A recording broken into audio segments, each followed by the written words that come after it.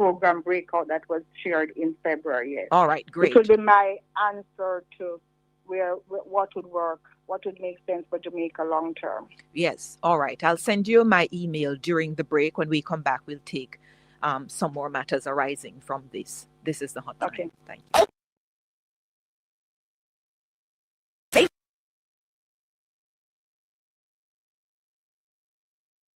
Dreams Promotion.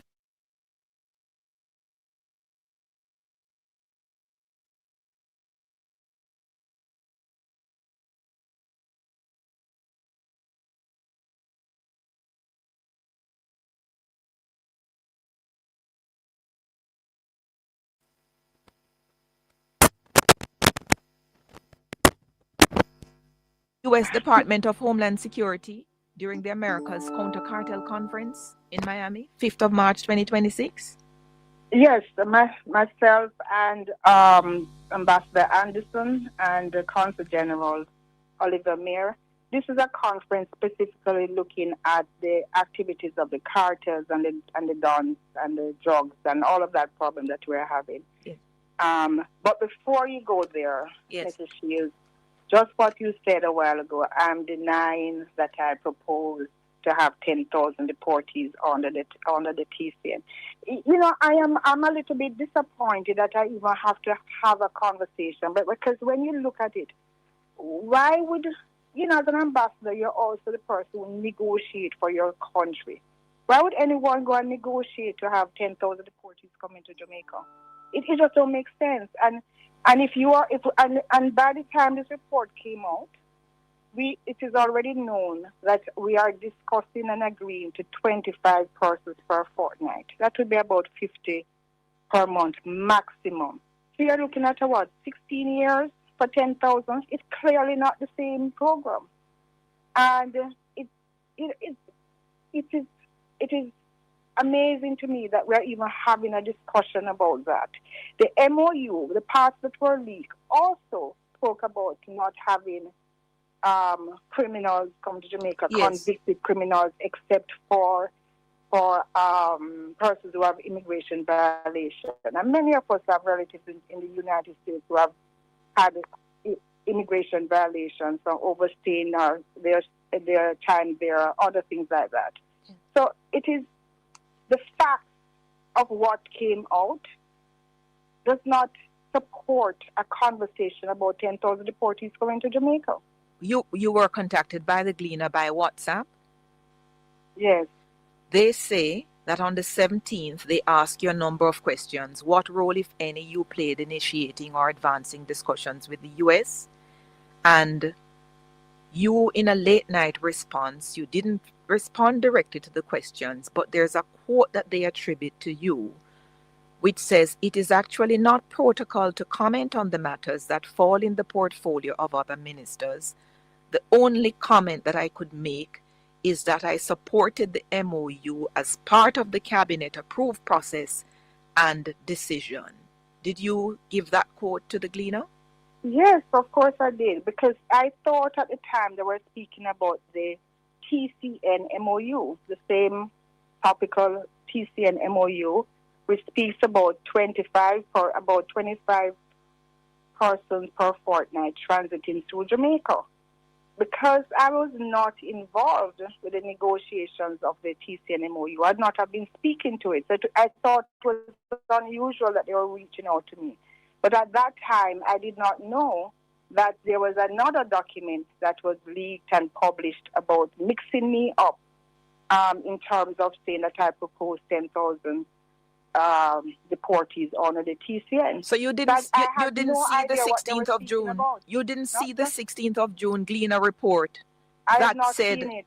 No, I've not seen it. So it was shown to me after when that they were referring to 10,000 that are high officials yes. proposed 10,000. So it was after that, because the Gleaner, it was interesting because the Gleaner sent those questions, I think, late in the evening. I was at Parliament and then had other meetings. So I didn't see them until very late in the night. And we had discussed in Parliament on that very same day. The Minister Chang, had spoken about the TCN and had explained it. So I was wondering why they're asking me these questions. I don't speak on the TCN, and, clearly I would not have the authority to do so. So I had no idea where this was coming from. So have you since seen where they say a diplomatic note from the U.S. Embassy shared with the Gleaner states that the former Jamaican ambassador, that's you, yes, I saw it. yes, that you made the that proposal. Have you seen that right. diplomatic note? Have you seen the note itself? Yes, we have seen the note, and we responded. We responded just to make sure that it was clarified that this note was about a discussion on the structured migration program. And it was agreed. So the same person that leaked the MOU and leaked that note also had other emails that clarified that the 10,000 structured migration program numbers would be dealt with separately, because the focus now is on finalizing the TCN. So it was interesting that clarification was not leaked, just the diplomatic note asking for the meeting to discuss the 10,000 TCN and the MOU. Those are the two documents that were leaked. So have you since seen this clarification to which you make reference?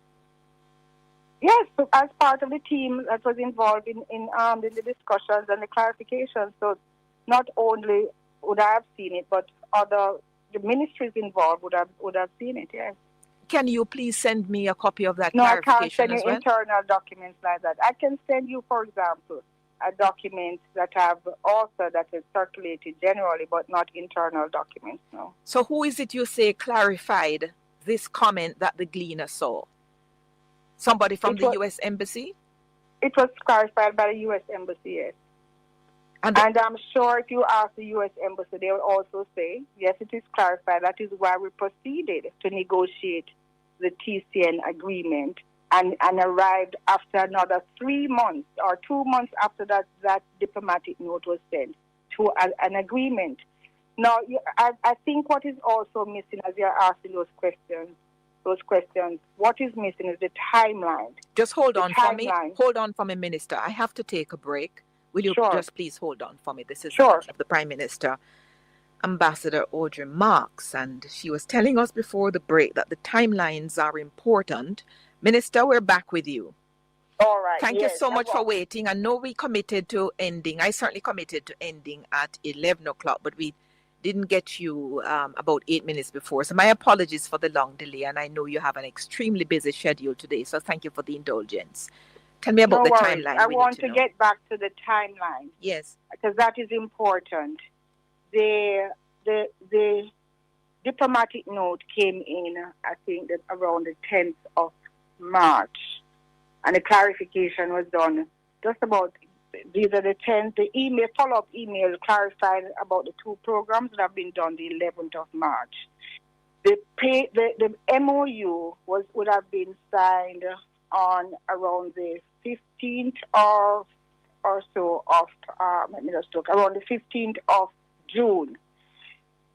And the person who leaked the MOU went back to a document from in March, one document, not the document, and the clarification, and sent the leaked MOU and the diplomatic note out together. So it wasn't as if there was a recent diplomatic note at the time of signing the MOU. So that was a deliberate attempt to conflate the two issues. So in other words, that diplomatic note on the 10th of March 2026, when did you see that note? It would have been about either the 10th or the 11th of March. And so that was seen and answered and put to rest that there are two different programs. Let us focus on the TCN MOU at this time. The negotiations continued with the Ministry of Foreign Affairs and the Ministry of National Security, and concluded that MOU.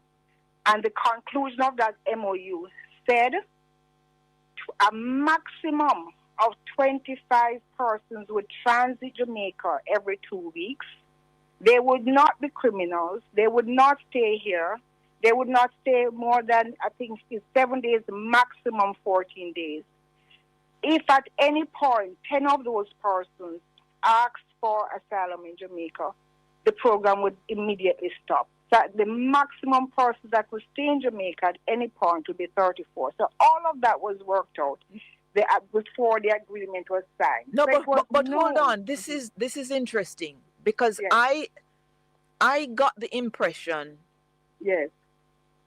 I don't know how, and because the timelines were never clarified. Yes. I thought this clarification in relation to the diplomatic note came after the Gleaner story on the 16th of June. But you're saying it is like the day after that you saw it.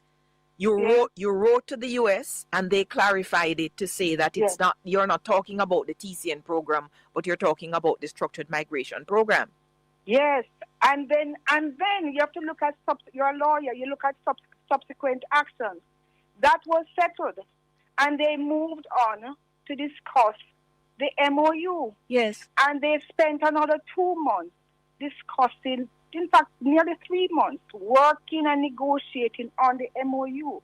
And I must say, and give credit to our staff, our teams, in both ministries that dealt with it and the Attorney General's Department.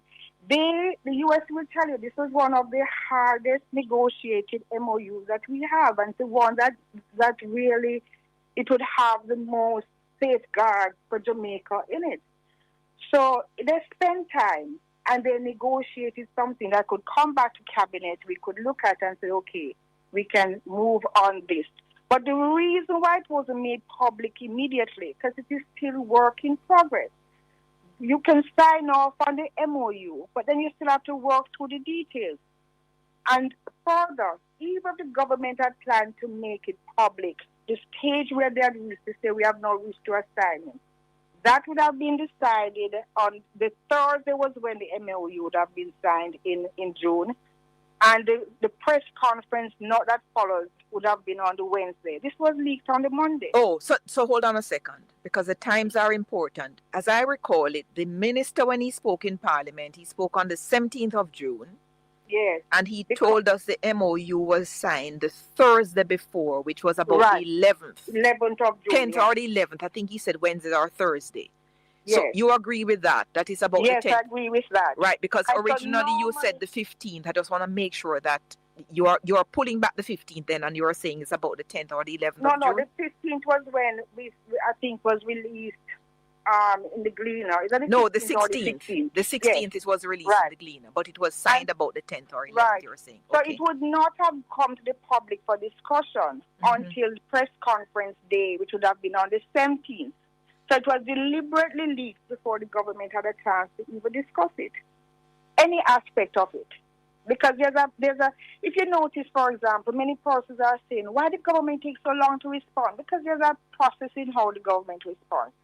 And so there's a set press conference every Wednesday morning that speaks about the cabinet decision the week before. So there's a process in how things are dealt with. For example, when I saw the Gleaner article of the 17th of June, my immediate response, and I called the information minister and said, I'd like to clarify. I said, no, we have the information, we can clarify it. I didn't have a concern because I knew it could easily be clarified.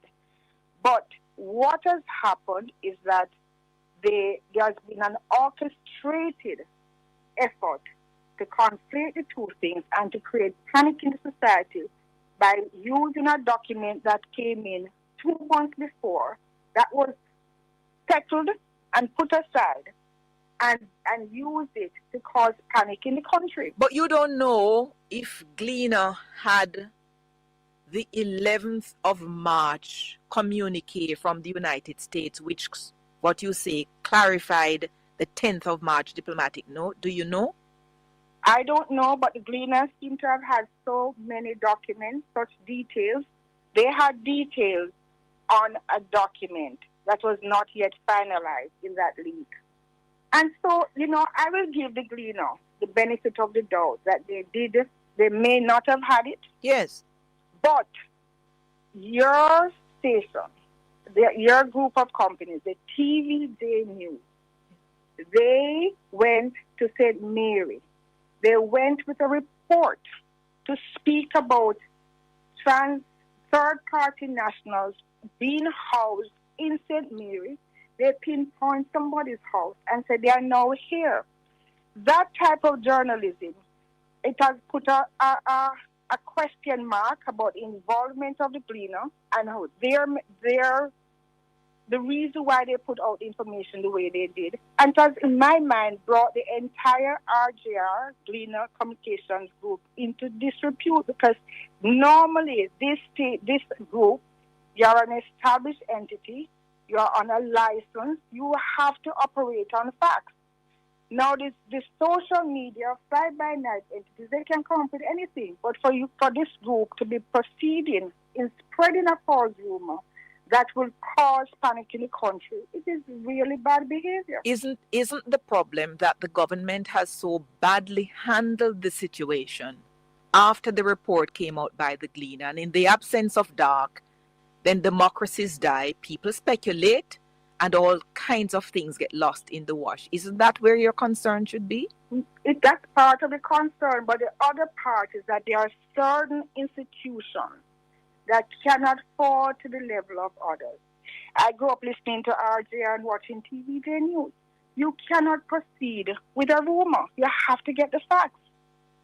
So I am saying there's enough blame to go around in how this matter has been handled in the country, and we need to take responsibility of what is happening. Let me ask you, Minister, you seem to know or identify the source from which the leaker has come. Do you have an idea as to where it has come from? That is not for me to comment on. That will be dealt with by the appropriate ministry and person. Because I just wonder whether the orchestrating that you make reference to, whether it is actually coming from the individual and not so much the media house who has to go when you have a document saying to be a diplomatic note from the United States. On what document did the TVJ go to the person's house in St. Mary and identify it as a house for TCN deportees? Right, so that's a different point. I'm just wondering the origin of the story. That's the central point of why I'm speaking today. Which is? Because I am speaking today because of how false news is causing damage to lives and property, or can cause damage to lives and property in Jamaica. We need to stop it, and we need to get the clarification out. Yes, but the ministry, well, I suppose when Dr. Chang comes, or when the Ministry of Foreign Affairs comes, then I will take them on, because part of the problem, when I try to find out, for example, from the Organization for International Migration, what exactly will be your role? How will you be funded? Where will the people be housed? I was informed that we have to go through the Ministry of Foreign Affairs, and I have not been able to get anybody from Foreign Affairs to come and clarify. Because, Mrs. Shields, you're asking questions before a process is completed. So when someone is encouraged to break the terms of their contract and leak information about a process in progress, then you can't have all the information. If time had been allowed where the government could have gone and speak about the issue, all the information would have been forthcoming as it normally is. But that was not done. Yes. So you're asking questions ahead of a process. Yes, but in this call, if nothing else, I want to make two things clear. Yes. Three things. One, the TCN MOU. There's nothing in it that speaks about convicted criminals, rapists, murderers, all of those serious crimes of those persons coming to Jamaica. It is expressly forbidden in the document. Yeah, the Gleaner story says that. Yes, but even though the Gleaner story says that, enough elements in the society, including the opposition, are taking up this narrative and spreading it to people who are not reading that this is what the government is doing. And then they are bringing another document that has nothing to do with this and saying, oh, the number is 10,000. And there's a lack of reading and reasoning where we can say, but that doesn't make sense. That's the first thing. The second thing is, Mrs. Shields, you are part of a responsible or should be a responsible communications group. We cannot continue to have this media house taking up stories that are not true and going out and spreading more misinformation. My head of news at TV, I didn't see the story, but my head of news said we never said that it was the Porty house. So I'm going to have a look at that to see, because again, a number of things get lost in the wash. But I'm going to suggest to you, Minister, that part of the challenge that your administration is now having is that you're not reading the room properly. There are some matters of recent vintage where David Cameron came here and he proposed the idea of building a prison. Opposition leader then Andrew Holness flatly rejected that and said build educational institutions instead. There's a recent matter as well where former Minister of National Security, Dr. Peter Phillips, was said to have signed secret MOUs with the government of the United States, and it played out in a very political way leading up to one of the elections. And there was at least another incident. My suggestion to the government, when you are negotiating delicate matters and media does what media is supposed to do, they get a scoop and they have documents in front of them, and the story got out earlier than you desired. The way to handle the story is to come with complete cards on the table and disclose to the people what is involved. I don't think the administration has done that, and this is why it has taken on life that it has more than even what you anticipated. May the words of my mouth and the meditation of my heart be acceptable in your sight. Lord Jesus Christ, you are my strength and my Redeemer. On Christ, the solid rock I stand. All other ground are sinking sand. Blessed is the man that walketh not in the counsel of the ungodly, nor standeth in the ways of sinners, nor sitteth in the seat of the scornful. But his delight is in the law of the Lord, and in his law do we meditate day and night. For we shall be like trees planted by the rivers of water, that bringeth forth our fruit in our season. Our leaves shall not wither, and whatsoever we do shall prosper. Welcome to the Colin Bell Show for this Saturday morning, the 4th day of July. Is what? Independence Day in America? Yeah, big up on yourself. Yes, man. You know, the more the government speaks on this matter, the more questions there are. Audrey Marks said that they were saving the release for the press briefing that would normally come after cabinet. Dr. Chang said he was saving it for the bilateral conference. And Prime Minister Andrew Holness said it could not have been released because, you know, when you're dealing with matters like these, the contract may be signed, but listen to him. Anyone knows, and I've explained before, you can't come until you are finished with all the negotiations, everything is signed and done. So, though we have signed the MOU, it is not yet implemented. It's not complete because the operationalization is not complete. Now, as soon as that is done, then we would have called a press conference. We would have said, this is what he's doing. You believe? No, listen to Dr. Chang said him save it for the bilateral conference. Audrey Marks, I tell Emily, say, them did all come mostly after the cabinet. And the Prime Minister said we couldn't come yet because everything not complete.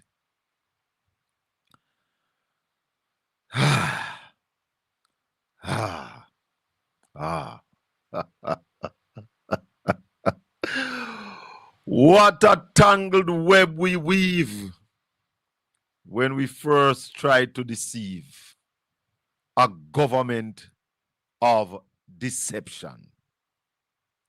I have another clip from Emily Shields Because now that they take out power, I have to listen to my Bramble friend. Because she's the best of a bad lot. Yes, because I can't go over the next, over the GLPFM. So now I am now forced to listen to Bramble Emily. So I listen to Obi, I listen to Simon, I listen to Dr. Taylor, and I have to listen to Bramble Emily Shields, my Bramble friend. She's a good journalist, you know. It's just that she has brambled out trying to stay in line with the government. Bramble out. But she read something yesterday morning. And I want all GLP vloggers and bloggers to listen to this and tell me why the government of Jamaica couldn't do this. I know why they couldn't do it. But I want to hear from you, the vloggers, the GLP minions, the GLP surrogates, the people who are paid to support the government. Listen to Emily Shields. It came to my attention that the government of our Caribbean neighbor, Antigua and Barbuda, announced and published a white paper on proposals by the government of the United States concerning the possible reception in Antigua and Barbuda of certain third country nationals removed from the United States. The white paper outlines the background to the discussions. Now listen this. The issues for Antigua and Barbuda. Antigua and Barbuda's government's assessment of the proposals received from the United States, and the principles and the conditions on which cooperation could responsibly be considered. In a very crucial line, the publication that was sent to me says the government, this is of Antigua and Barbuda, has determined that the matter engages important questions of sovereignty, legal responsibility, public finance, national security, social stability, and Antigua and Barbuda's international obligations. It has therefore concluded that the issue should be addressed in a clear, orderly, and transparent manner. The white paper explains that Antigua and Barbuda has approached the matter in a spirit of friendship and cooperation while making clear that as a small state with limited resources and limited absorptive capacity, it cannot responsibly accept open-ended obligations involving persons who are not its nationals and whose removal is sought by another country. The white paper will be laid before Parliament for a debate at a special session to be convened for that purpose during the week of the 13th July. This will afford members of Parliament the opportunity to consider the matter fully and address their views on an issue of national importance. So, tell me now, Why the government of Jamaica could not do that? Are waiting on the psychophants, somebody said. The surrogates and the minions. Are waiting on them. Please, somebody explain to me why the government of Jamaica couldn't have done that. Bring it to the parliament. Let's have a debate on the issue. Yeah?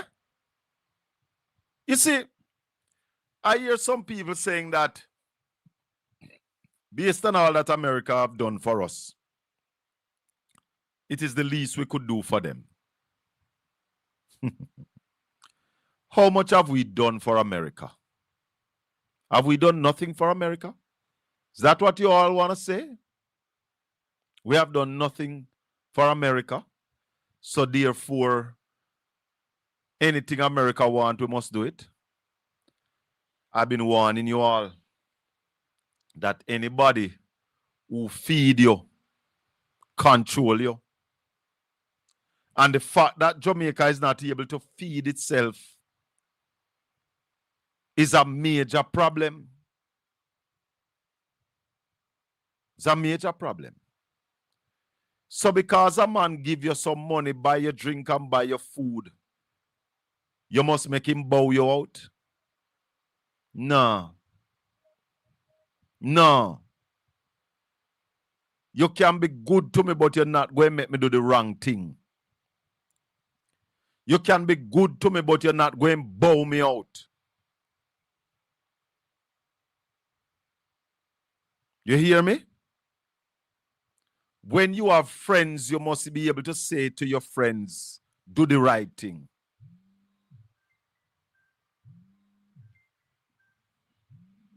Brother Marshy, good morning. Morning. How are you doing, sir? Why? I just watching everything, and the more these people talk, is the more the thing just I expose, brother. Well, look, in 1808, you remember what Walter Scott said? No, remind me. Oh, what a tangled web yes. we weave. When first we try to deceive. Yes. Hey, Mr. The more the people in talk, the more garbage come out. Somebody in the chat room said to plan a lie, you have to take some time. God Almighty. So them spoil up the thing. Mark you, we know that if the US want bad man with us, we can't bad man them off. We all know that. We not fool ourselves. And that's why you have to have style. You have to have the capacity now to negotiate and to stall and to bring public awareness. But you see, when you compromise, Marshy, when you compromise, you know, if a policeman come in your yard, you know, and find drugs and say, give me money, you have to give them money, you know. Because you compromise. When you not compromise, it's a different kettle of fish. You can't stand by your feet. Different thing. That's why Michael Manley said that he will walk around the world on his feet and not on his knees, because Manley was not compromised. That's why Bruce Golding was hold on. You remember when Bruce Golding said Jamaica Constitution not start a ligani? Yes. Bruce Golding was not compromised, you know. Not compromised. So Bruce Golding could have made that statement even though they take him down after the statement. But he was not compromised. What Bruce Golding make me know, him not thief when no money and carrot go hide the US, you know. So then can take him visa if he wants. That is it. And he maintains that position today, you know. Yes. And when Chang was talking foolishness about in transit, America fly go anywhere from United States. They don't want in transit. And let me tell you, but they are not Americans. They are not Americans, Marshy. But America have a straight flight to the moon. So they're not in transit nowhere. Then go where they want to go. So what Chang was saying was definitely foolishness. No, and they need to come better. But you see, Marshy, after the discussion with Bert Samuels, I think it was Wednesday evening, we understand that America can't send them back to them country, you know. All right. And the reason why is because they are seeking asylum and there are still immigration issues that needs to be sorted out on American soil. So America is using our country like they are still in America. You understand? Because remember when Mark Wallen said in the parliament that an American court found even the movement to third country as illegal. Yes. So Jamaica and all the other countries who are participating in this are participating possibly in an illegal action. Yes. But when I think now why I know that America never reach out to we or we reach out to America. Robius, which part Mark Robius said he want to send them? Well, him say El Salvador did that take, but him say my work for other countries. But he want to send them far away. Far that they can't cross back the border. Yeah, that they can't return to US. No, if you really want to send them far away from US. How far Jamaica the Virgin?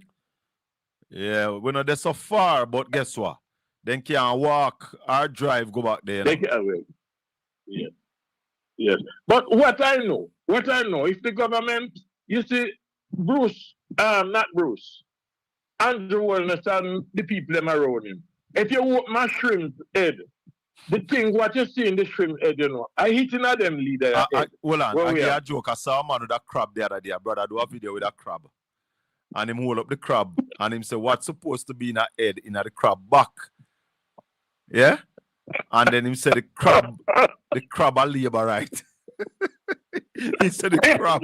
Because I'm full of that thing. Tala.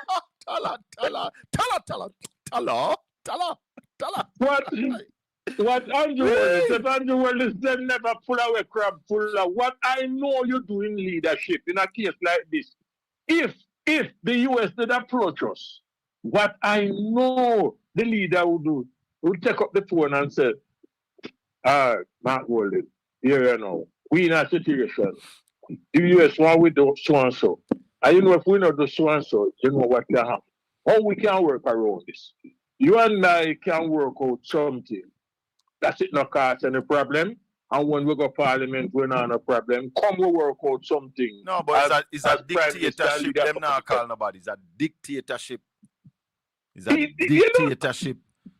And they're not. And you hear Emily Shields say, they're not learning, they're not reading the room. Yes. When she said one time, hold on, when the said British take people for fool. Yes, man. She said them take us for fool, and we are not fool. When the British government came to Jamaica and offered our money to build a prison, and said in that deal we must take some Jamaicans who are served time up there. You remember who leak out against it? You remember who said no?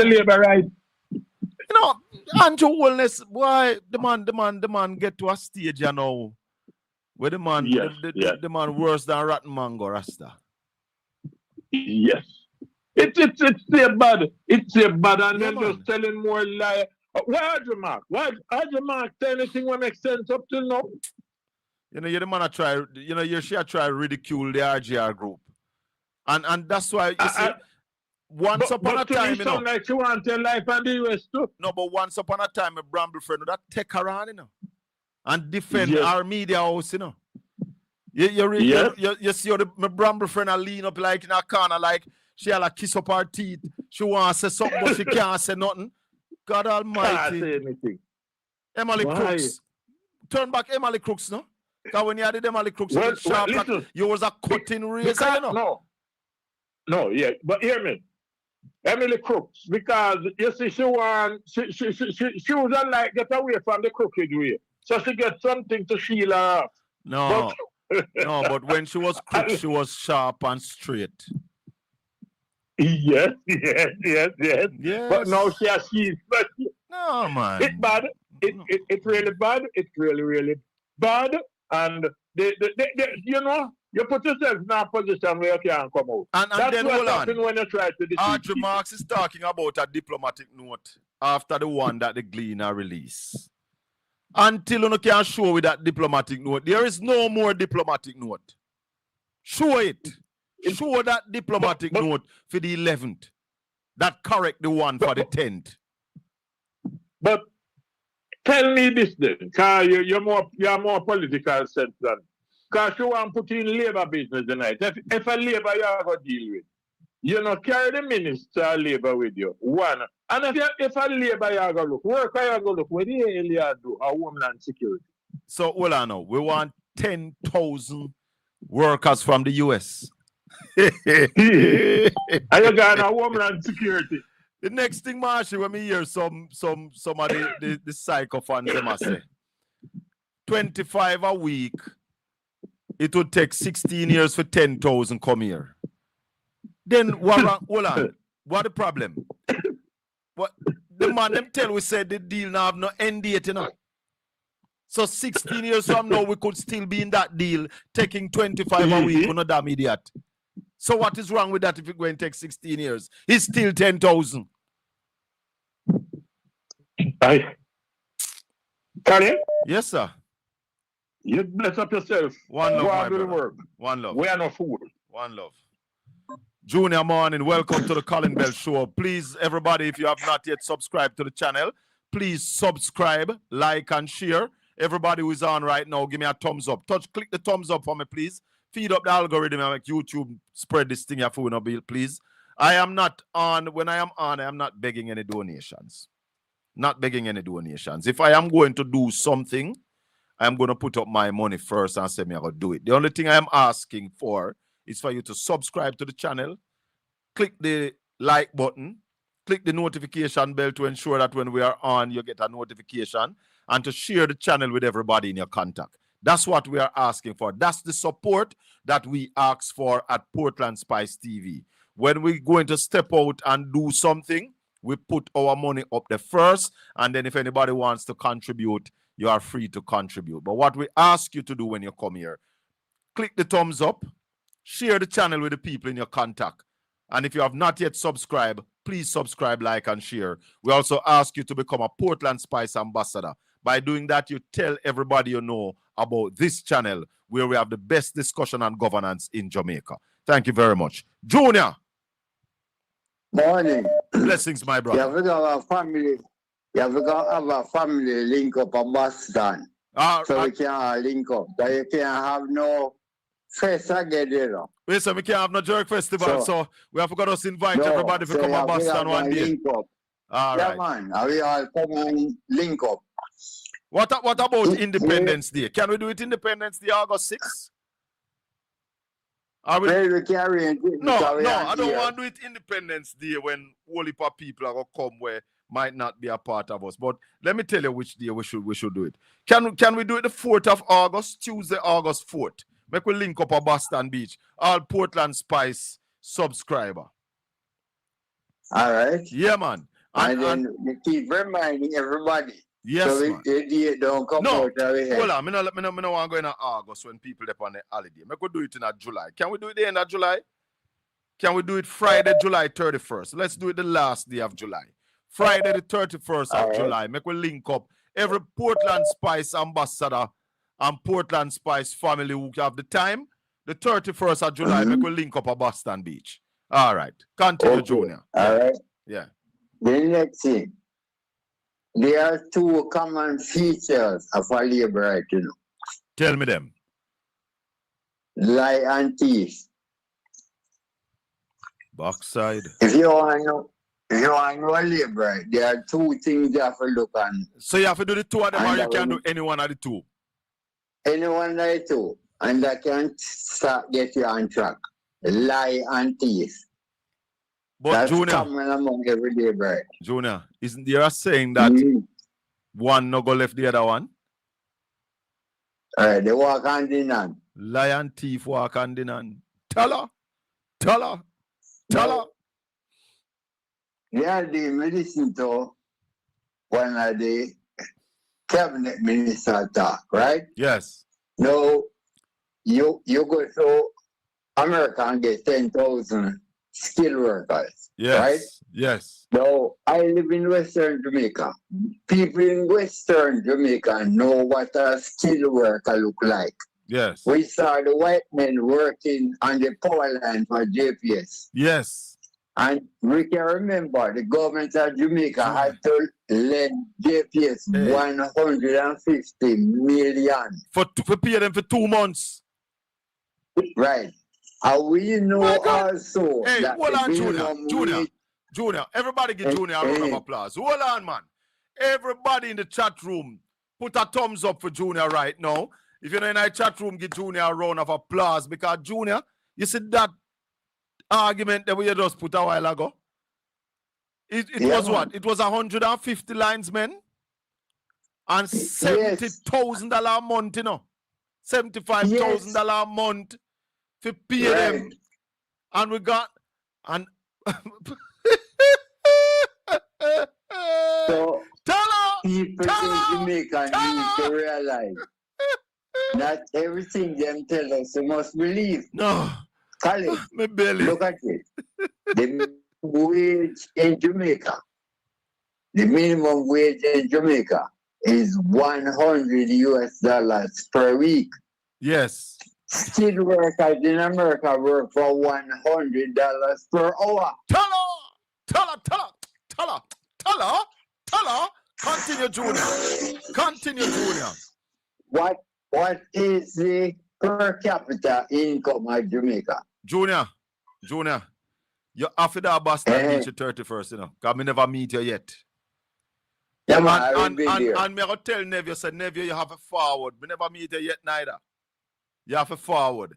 People, no, me have some people on this channel here where the people them no normal. Junior. Continue. How we going to pay these people? The per capita income in Jamaica is $7,000 per year. The per capita income of America is about 50,000. 50,000 a year. When Raleigh coming, can give you the exact figure. How we can pay them. Now remember, when the government of Jamaica lend JPS money, or the JPS can pay skilled workers, no other company in Jamaica can afford to pay them. So people must be realistic. We must make everything they tell you believe. You understand what I'm saying? Hold on. Don't lose your thought. Colin, answer the question. That link up is for Jamaican who is there. Not everybody who can forward, man. Because I know I will pound that Jamaica for the holiday. Everybody who can forward. If you can't forward, one at the time we do a US link up. One at the time we do a Canadian link up. And one at the time we do a UK link up. Me a visa for go everywhere. Me a global tracker. So, who can forward at this one? Forward at this one. Mr. Megawatt say ticket from him there $7,000. No Megawatt. No, 7 grand for your ticket. No, I don't know. I don't know. Dubai? I must say Dubai. Dubai the megawatt volt. Tell you which party them I could see if we can help find a ticket for you. Continue, Junior, because you kick out this morning. So, when you work it out, there is no way a regular company in Jamaica can pay them quality skilled workers. Right? Because, as we say, if the minimum wage over America is $50,000 per year, our one is 7. There's no relationship between 7 and 50,000. I remember, when you come here for skilled work, they have to pay them in US dollars. Of course. They get Jamaican money. And they have to pay them in US dollars. But please also, Marsh, know that there are people in Jamaica, who are working US. Yeah, man, and work good money too. Remember the Prime Minister work for $27 million a year? Right. But for us to employ them, the quality people there, CPS no need them to employ them. So who go employ them? I don't know. I don't know. You can't employ them, man, if you're going to make house. Listen, man. You must be man. Listen, man. The people them a tell with pure lie and I take with the idiot. And there are some idiots who are join them and I play the idiots. There are things to call it. Yeah. Why do you think they never table the integrity report in Parliament? You know why then you well, they couldn't take so much in a short period of time. Too much. And I'm glad they hold it after, you know. Because I don't want certain things drop off of the news cycle too quick. So them not even realize that holding it off, it is a good thing to keep the pressure on them, sustain pressure. Because that report is going to say to us that a number of parliamentarians are still under investigation for illicit enrichment. We know that in the PNP, in the opposition side, 14 of the parliamentarians are new, so them couldn't under the investigation. Those that were there before told us already and made and signed document that they are not under investigation. So the government hiding something again. But them couldn't table the bill or the report. Because remember, say, Parliament on Brooklyn, almost polyrial that now, Lord God. I'm being no table of polyrial. Later, Junior, we're gone. We're running. We stop. Blessings. Yeah, but we stop. Yeah, but. Oh, be the fireman. Hold on there for me. Hold on there for me. Want to take time out to say good morning to all the listeners on Mastercat Radio at Zeno FM. Just want to all let you know that the views expressed on the Colin Bell Show are not necessarily those of the owners of Mastercat Radio on Zeno FM, but are solely the hosts and the callers' views. Conrad O'Brien, good morning.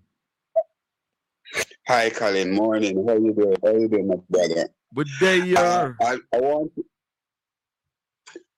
want to start out with this, Colin.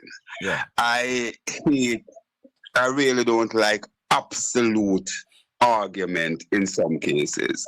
And I believe that Junior made some very excellent points as usual.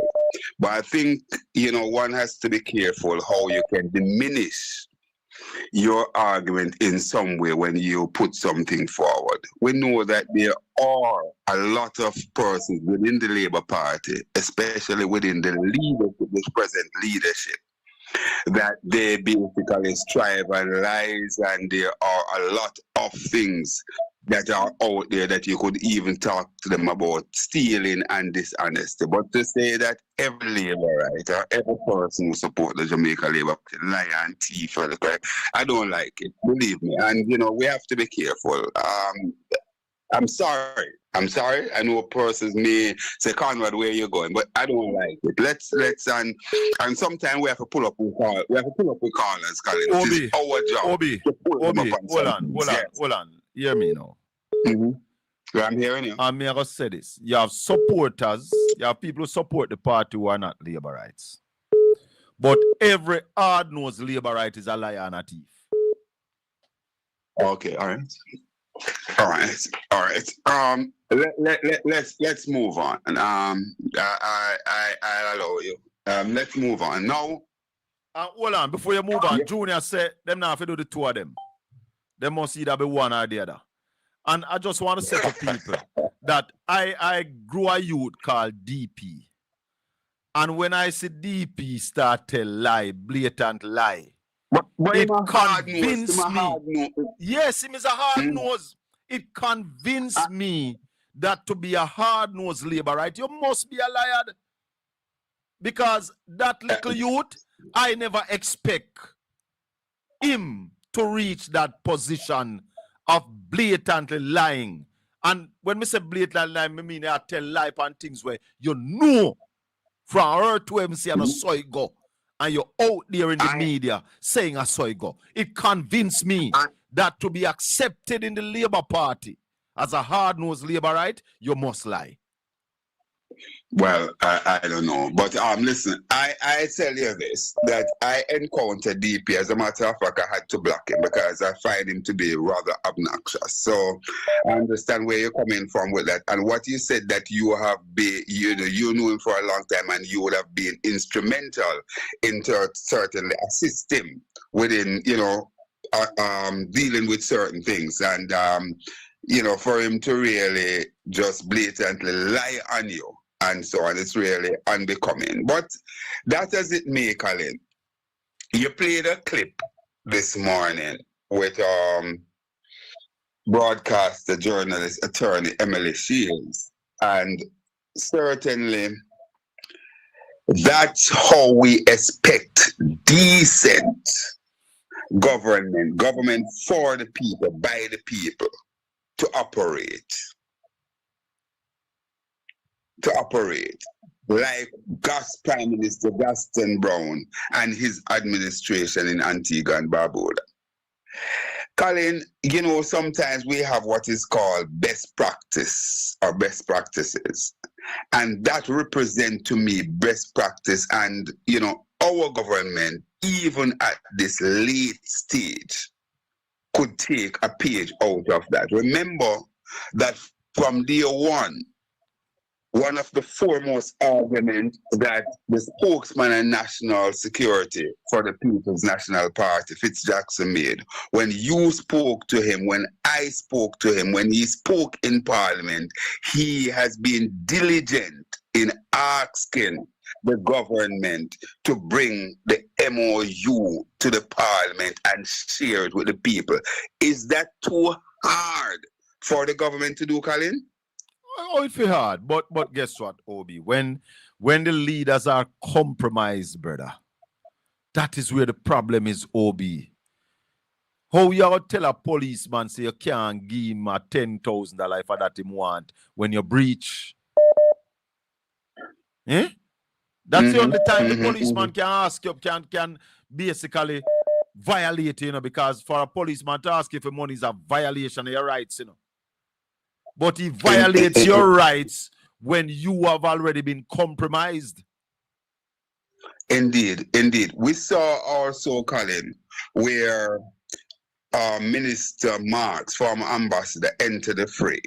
And I think that she muddied the water even more. Oh, God. We have less clarity. And certainly there is something, Colin, I don't know if you identify that. I haven't heard you, talk on it. But what we also must question is that there's people, whether inside the Labour Party or certainly within the government, that is basically going after Audrey Marks, because she herself said, listen, the leaking of the document is to bring her down, to go after her personally. But so Obi, is it that there is a bit, yes? Obi. Yes, my brother. When I hear she said that, and talk about the leak, and Emily asked her if them know who, and she said it's not for her to say, the person will be dealt with. Audrey Marks, before you deal with the leaker there, you must deal with the one who leak the Integrity Commission report to nationwide.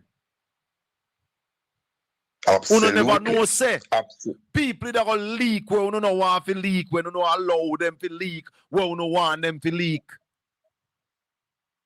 You never know. You never know, say karma is a bitch. You never know. You see, Colin, Marsh remind you of a very famous quote. Yes, sir. At the beginning of the program. Oh, what a tangled web they weave when first they practice to deceive. And that is what is basically plaguing the government that is led by Andrew Michael Brogard Rodham Holness. Also, Colin, I'd like to just insert another, that former, well, it's not his original, but he used to use it quite a bit. Late journalist, broadcaster Wilmot Murty Perkins used to say the center cannot hold. Mere anarchy is loose upon the land. Yes. The late Bill Clark introduced a conversation about a failed state. At that time, when Bill Clark dared to utter that, Jamaica was operating above board. We didn't have corruption. We didn't have a prime minister that was uncertified or anything. Had Bill Clark was being alive today, he wouldn't say that Jamaica seems as if it was going to be heading to being a failing state. He would say that Jamaica is an outright failed state. Is that where we are, Colin? Is Jamaica a failed state at this moment? I would say it's a failing state. A failing state. Yes. A failing state. Now, Colin, the conversation about Andrew Wheatley, it's not going away. It's not a 9-day wonder, obviously. It seems to be getting more and more legs every day. Just this week, the NIA basically ratcheted home again, asking the Prime Minister to act or for Wheatley to do the right thing and take away himself. We gather that there's another 2 reports from the IC that has been sent over to the Parliament. That is separate and apart from the annual report. Yes. That is separate and apart. So, Colin, as I like to say, is more pan plenty. Punkas pan pankas. Jamaica. With all of this, should Andrew Holness remain as Prime Minister? Shouldn't the call now be louder and louder and louder for Andrew Holness to demit office? And Colin, I know that you have always said, listen, you're not necessarily saying that, listen, the government should collapse because the people had voted a few months ago in for this party. But certainly, at the very minimum, I think that the leader, the Prime Minister, Andrew Holness, certainly lost all legitimacy to continue to lead this country. I rest it there, Colin. Blessings, my brother. One love. That was Conrad O'Brien. We are going to be joined sometime this morning by Philip Paulwell. There was a standoff. Good morning. Hold on, the caller. Hold on. There was a standoff in the Parliament on Tuesday. And we want to talk to the leader of opposition business, Philip Paulwell. He's going to be joining us this morning to tell us about what happened in the Parliament on Tuesday. And we talk about some of the parliamentary procedure. We hear Marisa Dalrymple Philibert try to school Nikisha Burchell. Marisa Dalrymple Philibert, Mama D, you do not possess the moral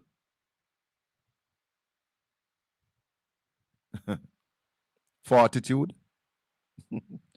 You don't have the moral authority to be in the Parliament, much less to speak.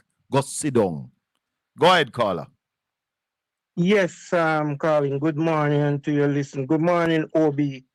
I must say this. I will also second to answer Obi's question. If Jamaica is a failing state, with your answer, yes, it's a failing state. But hold on, though. A failing state is different from a failed state, you know. I know it is in failing status. Right. It is happening now. It is failing. Yeah, I'll also answer to say a failing state in high gear. Chalabala. Where said failing fast, rapid. Yes, speed. Rapid. Chala. Okay. Now, what I call to talk about is Dalrymple. I don't think Dalrymple have the right to come in and scold or talk about new breed in the Parliament. Yeah, but we need a new breed in the Parliament, you know. Terms. We need a new breed because people like she should gone already. Exactly. and scolding them also on her memories, which she lost during she was in Parliament as a speaker, because she was the one who didn't remember that she have a car. But how she can remember as Well, far man, it's not back just a car she as did have, when brother. she, It's not just a car. yeah. Because a Mercedes But Benz take is the not concession. recognized as just a car. A Mercedes Benz Yes. is a prize car. Mercedes Benz. Yes, that is not Yes. just a car. And right. And she couldn't remember that. But now she can come back to say she can remember as far back. As far back. So she have no right to come in Parliament hold and on, scolding caller. and memory. No, but it is obvious that our memory gone, because, realize the talk. Realize that she never remember say Warmington call Lisa and a Jezebel. Thank you. Go ahead, caller. So that is the point I call to let everyone know that she don't need to come and scold nobody on memory, because she lost her memory from way back then. So that's all I'm calling to say, sir. Bless up. Keep burning the fire. Blessings, my brother. One love. 1-876-804-7072. Morning. Welcome to the Colin Bell Show. You're live on Portland Spice TV. Morning, Colin. Morning, sir. Boy, all right. May I tell you? I think Brambles let out the little too easy. But she got to. Too easy. But she got to. She got to. Colin, you say, I know she can't get the note. Get what? There's no note. There is no note. Me have to see that the note there before me believe it. That the note they have to publish in a newspaper, because if Bramble get it and say a note, me still not gonna believe her. It's the same thing like what Cliff User said the FID said there's nothing to investigate for Andrew Holness. We never expect them to investigate it. Andrew Holness put Dennis Chung there to do just that. Exactly that. I hear Obi this man, but I agree with Obi. About what that? What matter? What Jonah said, man? Jonah said, licking nail on the head, man. Listen, man. We're not where Obi said right. We're not saying every GLP supporter. Yeah. Because some people are support, they don't even know what they're supporting. But all the hard-nosed labor right. The diehard one them. Yeah? The one them where they on social media. The one them where out there, the GLP broadcaster them. The MP them, the minister them, the prime minister, the whole of them are lied. You have to be lying. They don't accept you unless you can tell one lie where they recognize, say, yeah, you come a good way now, you can tell lie. Right. They're not another person. Truth and the GLP have no lot in our part. And like lawyer Wildman say, Floyd Green is a stranger to the truth. Yeah, man. Because remember, even the same incident, I don't expect Brambles to ask her, say, why the note says she initiate the process to the US. But you what them must say? You them must say I mix up the US, mix up two different programs. And the US, them must say mix you up, But let me tell them one thing. I will believe the Americans every day more than the Andrew Holness-led administration. Of course. I will believe what Marco Rubio say. Marco Rubio say they look in place to send some of the most despicable people. And I'm not apologizing for it. Him said they look in place to send pedophiles, child rapists, perverts. Then Colin, if it wasn't so, why didn't they show the paper then? If it wasn't so, show the paper then. I say it's garbage the money attack. Hey, brother. Hey, brother. I got back to class, yeah. Respect. We're waiting on Raleigh to join us. We're going to talk to Philip Paul a little more. right here on Portland Spice TV. Turn off the instrument in your background, caller. Welcome and good morning. No, man, you have to turn off the instrument in your background. If you continue, I have to go move on to another caller. Good morning. There's no instrument on. No. Good morning. Yes, sir. Morning. Yeah. Yes. I want to just speak to something that I've observed over the years. The behavior of the security forces. Not what we know them doing right now, but there's something that I observe. And I would want them to clarify, because it is still pending. You know, in 2016, a young man named Hines murdered 4 farmers. Murdered. I think it was during the election campaign. A man is a young man from Norwood, the constituency of the Minister of National Security. That young man was held by the police and put from court for 7 years, from 2016 to 2022. And then he escaped. That was the Black River escape event.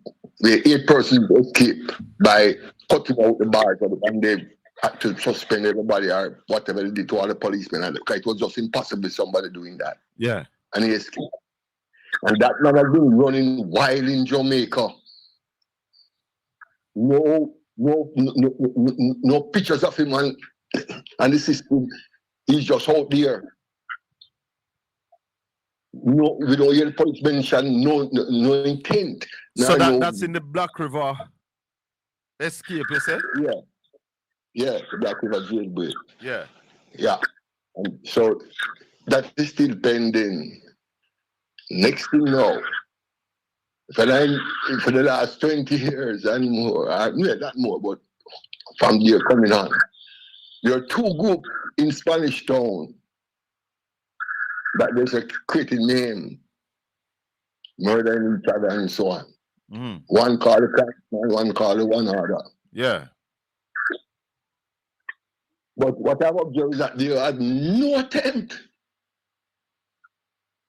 to disarm and engage with the One Order.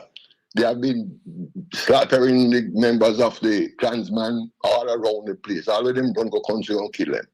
So, but there's not one announcement of one Order person, nor any kind of military or security activity in order to get the guns that they have.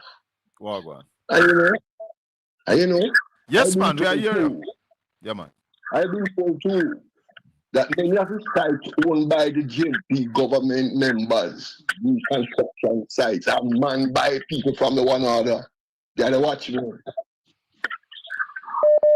They are the strong arm on these sites. So that's my observation. But one final one based upon what came up this morning. Yes. If your organization,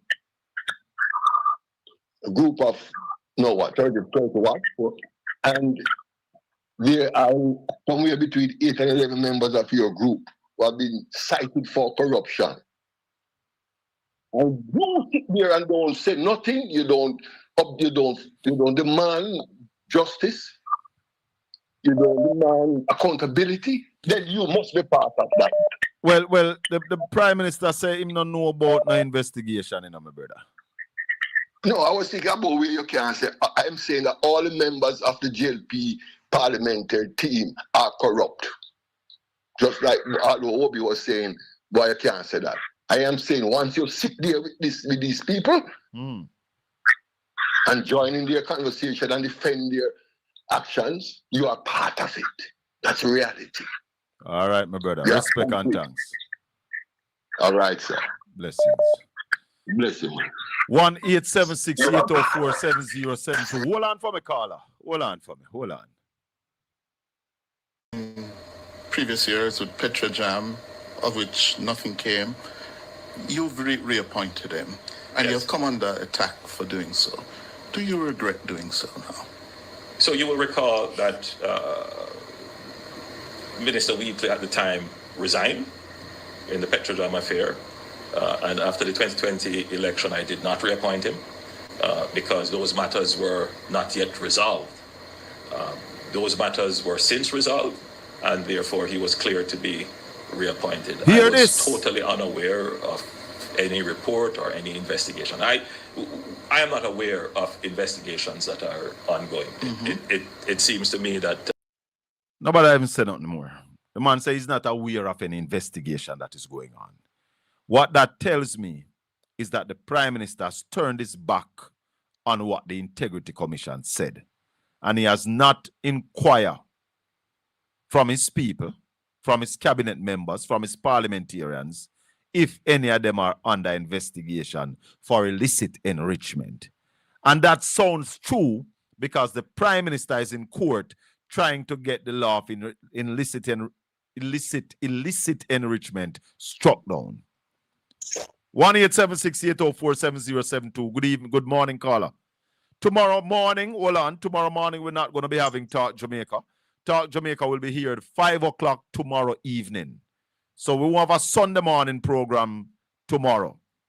We're going to have a Sunday evening program. And then for the morning people, we're going to have a Monday morning program this Monday morning, just this Monday morning, and then Monday evening as well. Go ahead, caller. Good morning, Mr. Bell and your listeners. Blessings, my brother. Yeah, my grandfather always say, bird of one feathers flock together, Yes.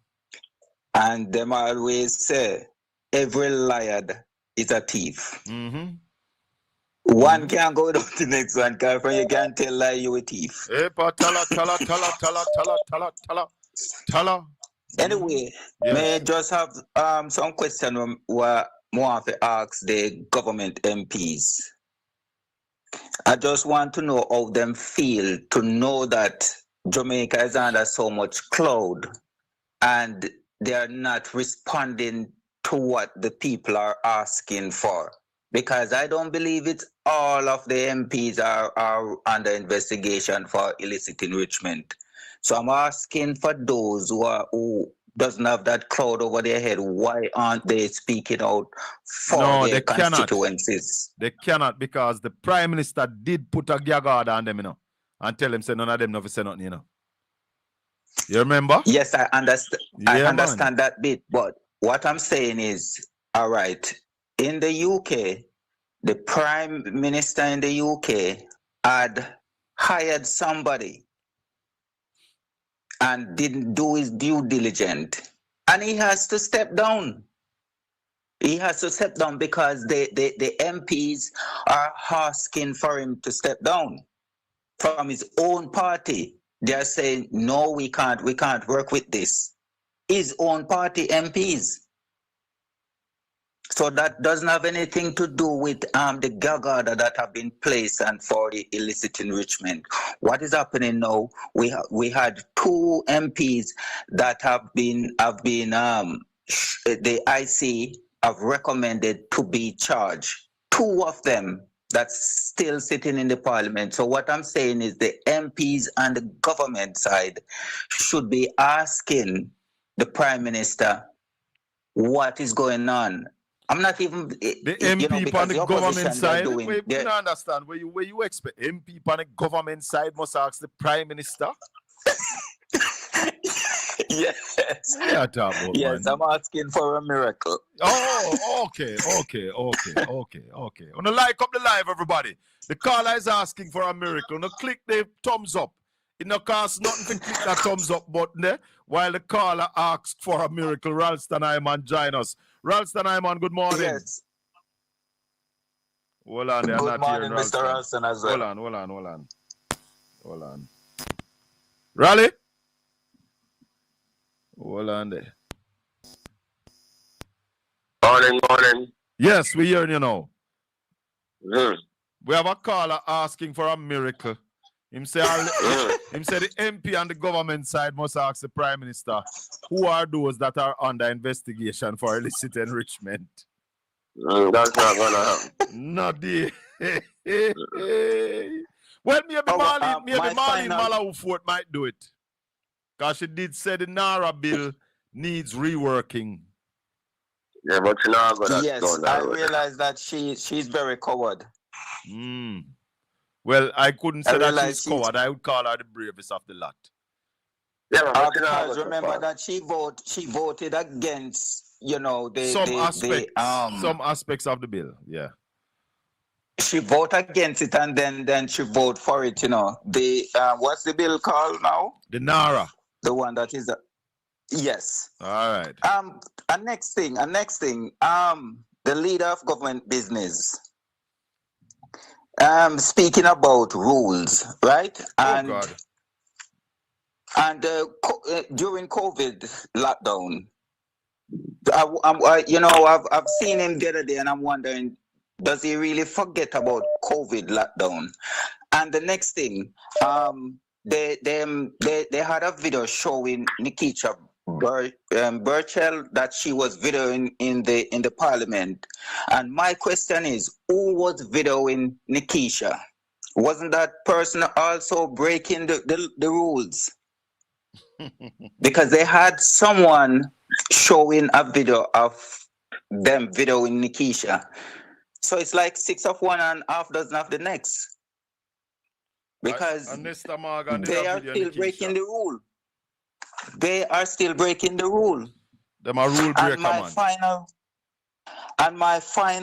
final thought. Yes. Is I've looked through the world in terms of leaders, and majority of black leaders are corrupt worldwide.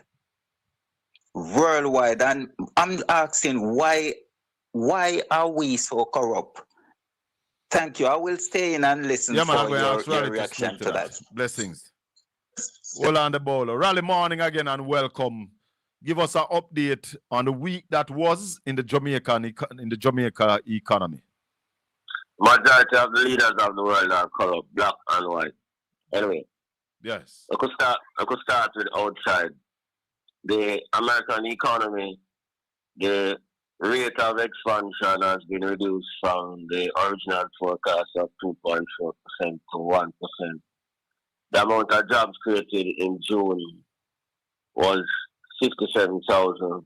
The Donald wanted 116,000. So the rate of job creation is also slowing with the rate of economic growth, because there's a correlation. The two of them run together. I would say correlation between the rate of production and number of people you employ. So if you produce less, you have to employ less people. Yes. That's just simple. The American economy is the biggest economy in the world. So $30 trillion that you look on. People say these are the most expensive 258, the most expensive July 4th, because of the acceleration of inflation due to the war. So yes. the US economy basically are going at stagflation. Yes? Stagflation. So, not gone in a recession yet. It's stagflation. No. So it basically flat line. Yeah, man. Yes. Come on, Jamaica now, what I say is that 25,700 people lose their jobs in a 12-month period. April of 2025, April of 2026. And 20,000 people said them now, but I look nowhere. 681,000 persons outside of the labor force. Bank of Jamaica wanted to map up all of these things currently. That happened because the rate of economic growth has slowed down. GDP declined by another 4.1% in the first quarter.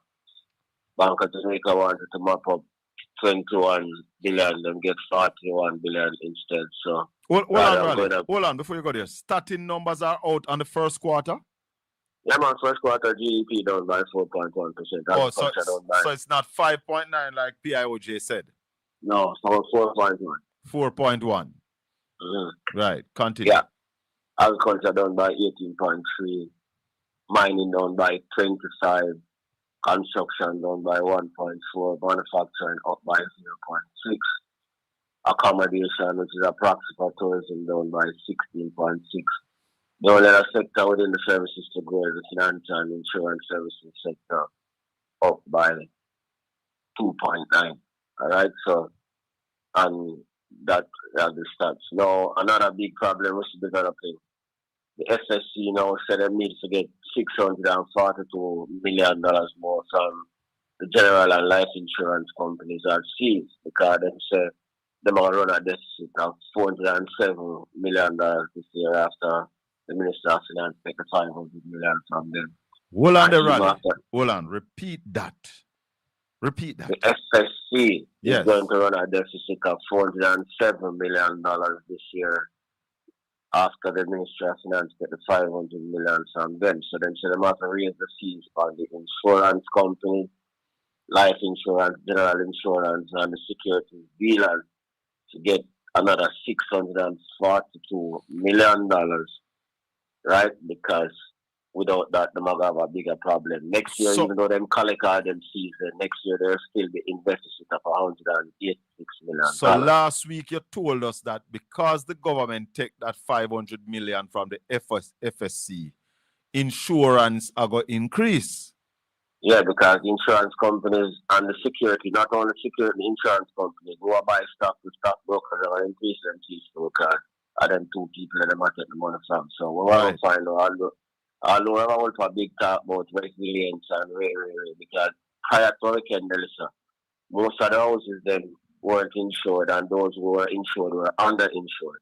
You're going to find more of that now because the premium rates are going to go. Yes. You'll find some more cars are going on the road uninsured now because the rates have gone up because apart from the FSC increasing the fees on the insurance companies, the insurance companies overseas were reinsure the risk also increase them fees because them say Latin America and the Caribbean vulnerable to natural disasters. Melissa was a big hit, so the insurance money want more money and the FSC want more money. So the general public continues increasing. All of that things are increasing.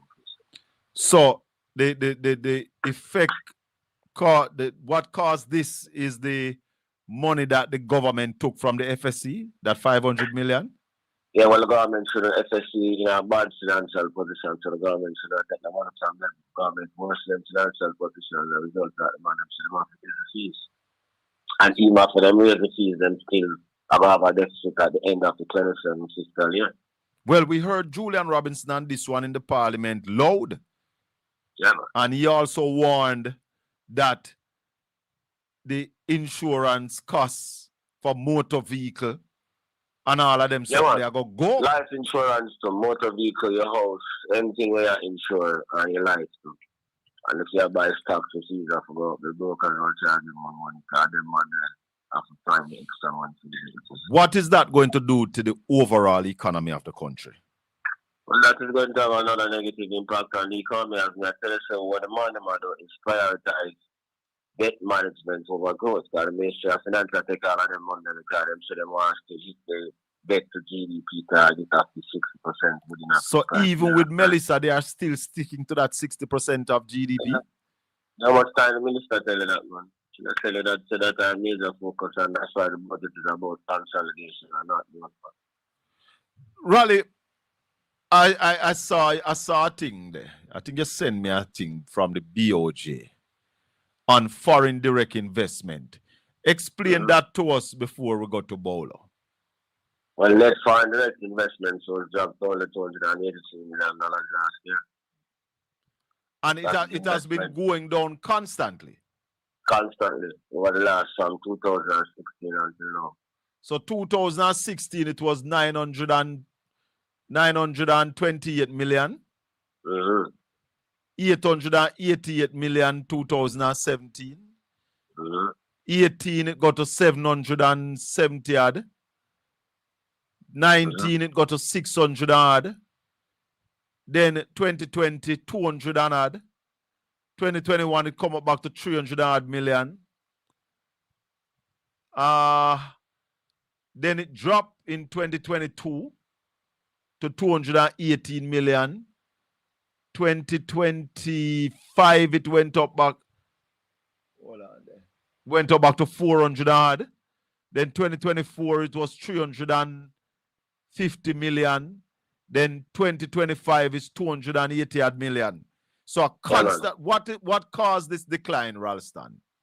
Well, a whole heap of factors. So you have the international, external factors where lack of investor confidence and all that. And you have the same problems down there, so where the economy not go fast enough, the infrastructural deficit, the problems with the labor force. The real thing they were the money not. Simple. So fiscal policy are just focusing on the debt cause them to neglect all of them things there. And that is why you see the real things play out, like the lack of foreign investment. That is why Melissa destroyed the place, because they're not spent some infrastructure. So if you hear the money matter more, well, the big announcement here last week was the big $25 billion to be invested in Spark program, how much roads have a work on, and this and that and that and that and that and that and that. Remember, we heard that before last year. It was only 5.7 billion spent on Spark program. Remember, Nigel had this grand announcement of 40 billion. Last week we heard about this grand announcement of 25 billion. Nigel had 40 billion, only 5.7 billion spent last year. Now we're here about 25 billion and a big grand announcement. So they plan to spend this $25 million by when? 25 billion this financial year? Yeah, over the next 2 fiscal years, I'd say. 37 major roads. Over the next 2 fiscal years? 37 major roads. But that's a Nigel said 40 billion, around 5.7 billion spent last year. So, you're not really optimistic about that, because I show you the lack of concentration on the real things that make the economy grow, like capital investments or investments in labor force or investments in exports and all of them stuff. All those things are being neglected. All right. One next thing, again, piece of data that came out is that remittances for the month of April were down, by 2.3 million or 0.8%. All right. For the 4-month period, January to April, they were up by 3.4% or 34 million. That is 4 months. But the trade deficit for 3 months was $1.5 billion. So the remittances for 4 months were 400 million less than the trade deficit for 3 months. And also they said that Cornwall Regional not going to open this year again. Yeah, man, it's 2027. But go back to the external accounting on that. That's a dangerous development. In other words, when I say 3 months of trade deficit is 400 million higher than 4 months of remittances where you used to cover those things. So remittance can't cover it? No, that's the point I'm making with the signal. What I tell you, saying is for produce and export. And we are seeing no plans from the government to deal with any form of production or any form of export. That's the point I'm making. So those are the signals that the numbers are sending. And we're not moving in a different direction. That's the point I tell you. That is why people are lose work. If you look on it, people lose work in agriculture, people lose work in a BPO, people are lose work in even wholesale and retail, buying and selling, when you buy food and sell food and soap and them things. Yeah. People are lose work because even that sector. So when we say people can't buy in a supermarket, those are the real numbers where I tell you that them where I try to contradict with. Say a lie where I tell people are getting laid off in them places because people not spending enough money. The numbers tell a story, the numbers that tell lie, tell a story. And it gives you a trend. Yeah. So we need to follow the numbers and fix where you need to move. The economy need more investment, capital investment in our road and bridges and investments in agriculture, investments in our export, investments in our renewable energy, The Prime Minister said it's going to take $5 trillion to fix the roads. So this is the level of neglect that it has to take that now to deal with the way the problem bad. So it might highlight how bad the problem is without recognizing. So that's why I'm unconscious incompetent. If you don't fix them, it will take $5 trillion to fix them. Let me take a call. Bolo. Hello? Yes, Colin. What go on, brother? Man. Yeah, me there, man. Respect you on the platform and on the comment section and rally. Why you steal me thunder because I'm not actually about that something there, the FDI thing, but him answer it in a lens. So me I say these people in the Jamaica Labour Party as a group, they come like Sodom and Gomorrah in the Bible, Yeah? You understand? Also. Who among them who among them you can say is honorable, we can step forward and do the righteous thing? Well, say if we can find one, if we can find 8, One, if we can find 8, one somebody, we save the country. Just one.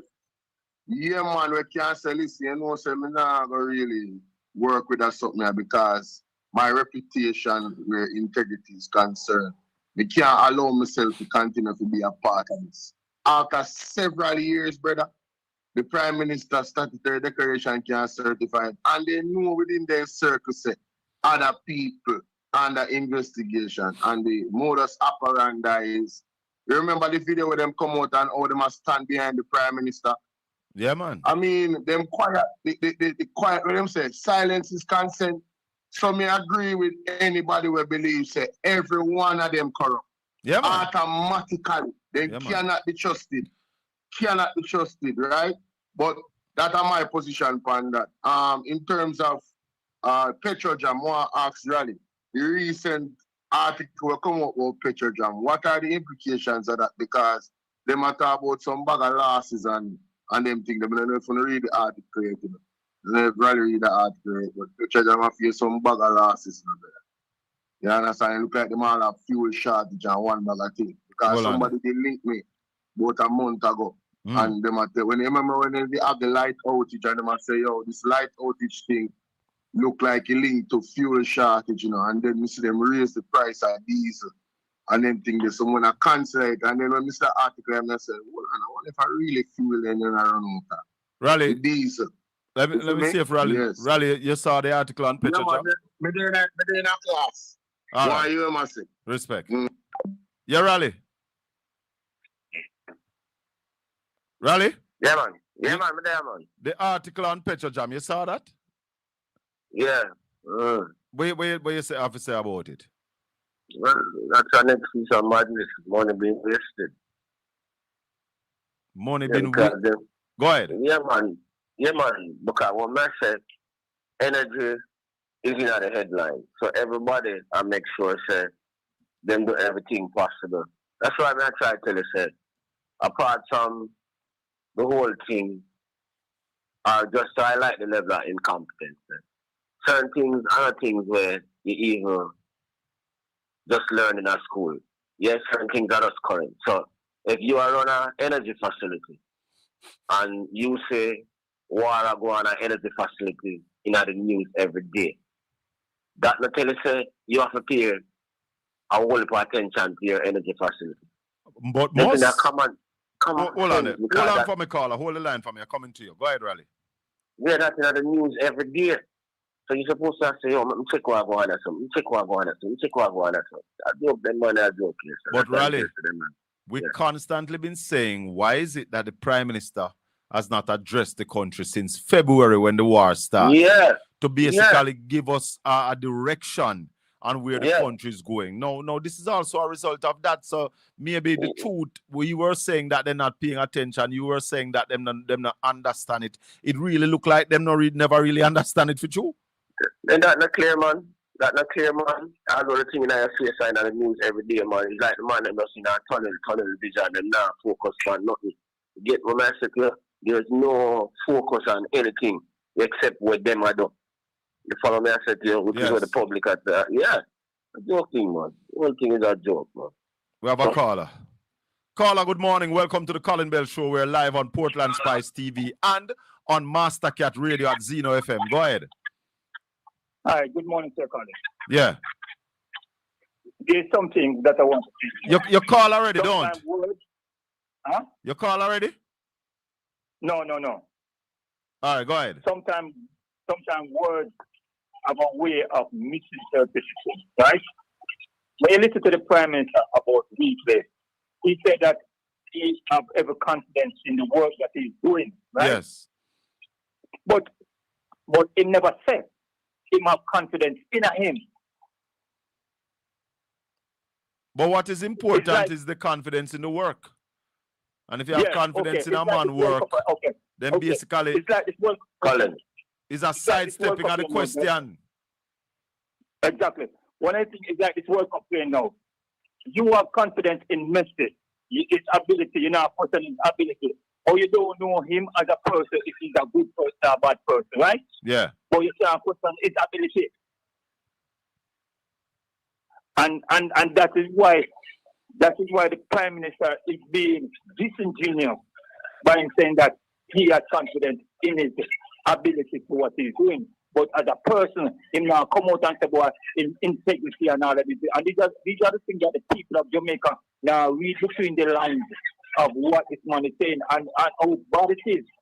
If you as a leader, and one of the things that you said this morning, he does not know who is under investigation now, because you know why? He chose not to ask and take responsibility. Because if the other stream is dirty, why me ever ask the rest of people them said, why you're under investigation when me under the same thing? Does that make any sense? No. So that's just my 2 cents. All right, sir. Yeah, Ali. Yeah, but what I say, Colin, when you have that kind of leadership, yeah, a country cannot grow, because that is not a leadership with big ideals and big idea. You follow me, I said here? Yes, so hold on, caller. Splitting the thing like saying you have confidence in a man work, but you don't have confidence in him. Well, he never said no confidence in him, you know. No, I don't Yeah. I don't say. The point I make is that when somebody else says you have confidence in a man, and then you say you have confidence in him work. You know, like some street corner conman shit. Yeah. Cheap. That street corner business. Yeah. That what I'm saying, play. That are not chess. Yeah. That are not even draft. That are theta two. Yeah, man. A theta two answer. That are not chess answer. Yeah, man. Prime Minister have to operate at like a higher level than that. Into that street corner, man, around at the park downtown, and up at the park, up at Papine, and yeah, I'm are you play 2 domino and have some question? Yeah, man. Joke. Joking. So a country leadership like that can't move forward. Because the question I was about to ask you, the Prime Minister's statutory filing not being certified, could that contribute to the low foreign direct investment that we are having in the country? That's part of the problem, and the corruption in makes transparency international. Yeah, that's another thing which probably ranks on the transparency, which would include that. And then you'd have the problems related to infrastructure. Then you'd have the problems related to the quality of the labor force and all of them things. Yeah, because the only focus that the administration has is debt management. So you notice when the international people them talk, debt management them talk about. Yeah. Yeah, because that them concerned about. So because there's some for them money, and there's some for them money there. Yeah, man. Let's take a call.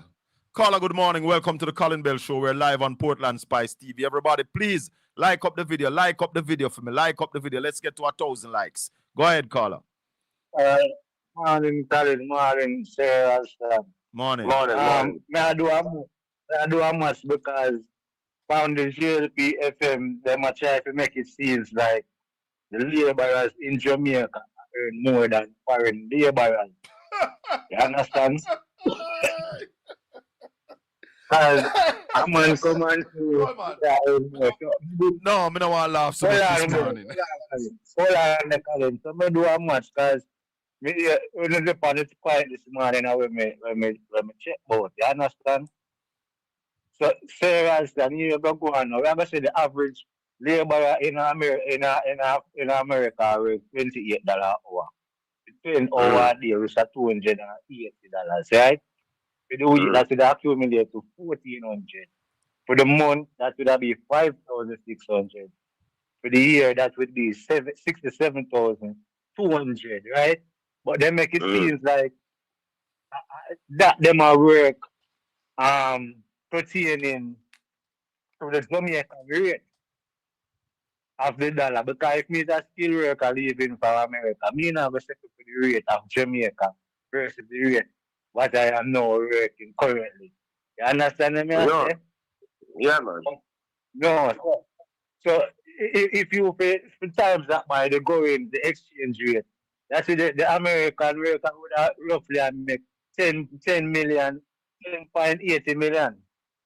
Yeah, man, I'm full analysis, man. Let me just try to count the people and because the people follow numbers. Yeah, man, the average Labor in Jamaica work $3,000 a day. This is the chick where them a come with no rally.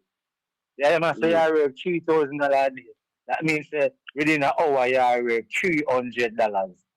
So them would have want to make it seem like now you work $20 more than the American laborer. Where I said to me, no, hold on. You are saying, hold on the rally. Are you saying to me that people over GLPFM are saying that Jamaican laborers are working more than laborers in the US? Precisely. No, man. No. They couldn't say that. Maybe you misinterpret them. Yeah, man. Look at them. No, man. You misinterpret them, man. No, man. They could never. And even then, try to insinuate that. And even then, even if they want to make a comparison, the thing is, when them have people in them ears calling and say Ralston and can check and manipulate numbers to them, say rally. If them to do the rate themselves and go do the background check, because we say that is one of the problems of the people. If they're not doing research and they're not doing a background checking to themselves. You understand what I say? So the average Jamaican for the year only as a labourer only would work 720,000 for the year. But if you check the expenditure out of that, the American skilled worker can buy you lunch for 1 week or every week. Yeah, man, we know that, man. And then even if you look at the bigger picture, the Jamaican worker, if you check up everybody and the pay where them are getting in Jamaica, in American dollar, 7,000 and change. In America, the per capita GDP are over 60,000. But Carla, Rally, did I expect them? The Jamaican laborer who are work the minimum wage, I work $2.67 an hour, US. $2.67 an hour. Them are work. Precisely. Yeah, man, they're wrong in every year, man. $21.38 a day. Yeah. Yeah? $106.91 a week. That's what the Jamaican laborer work, brother.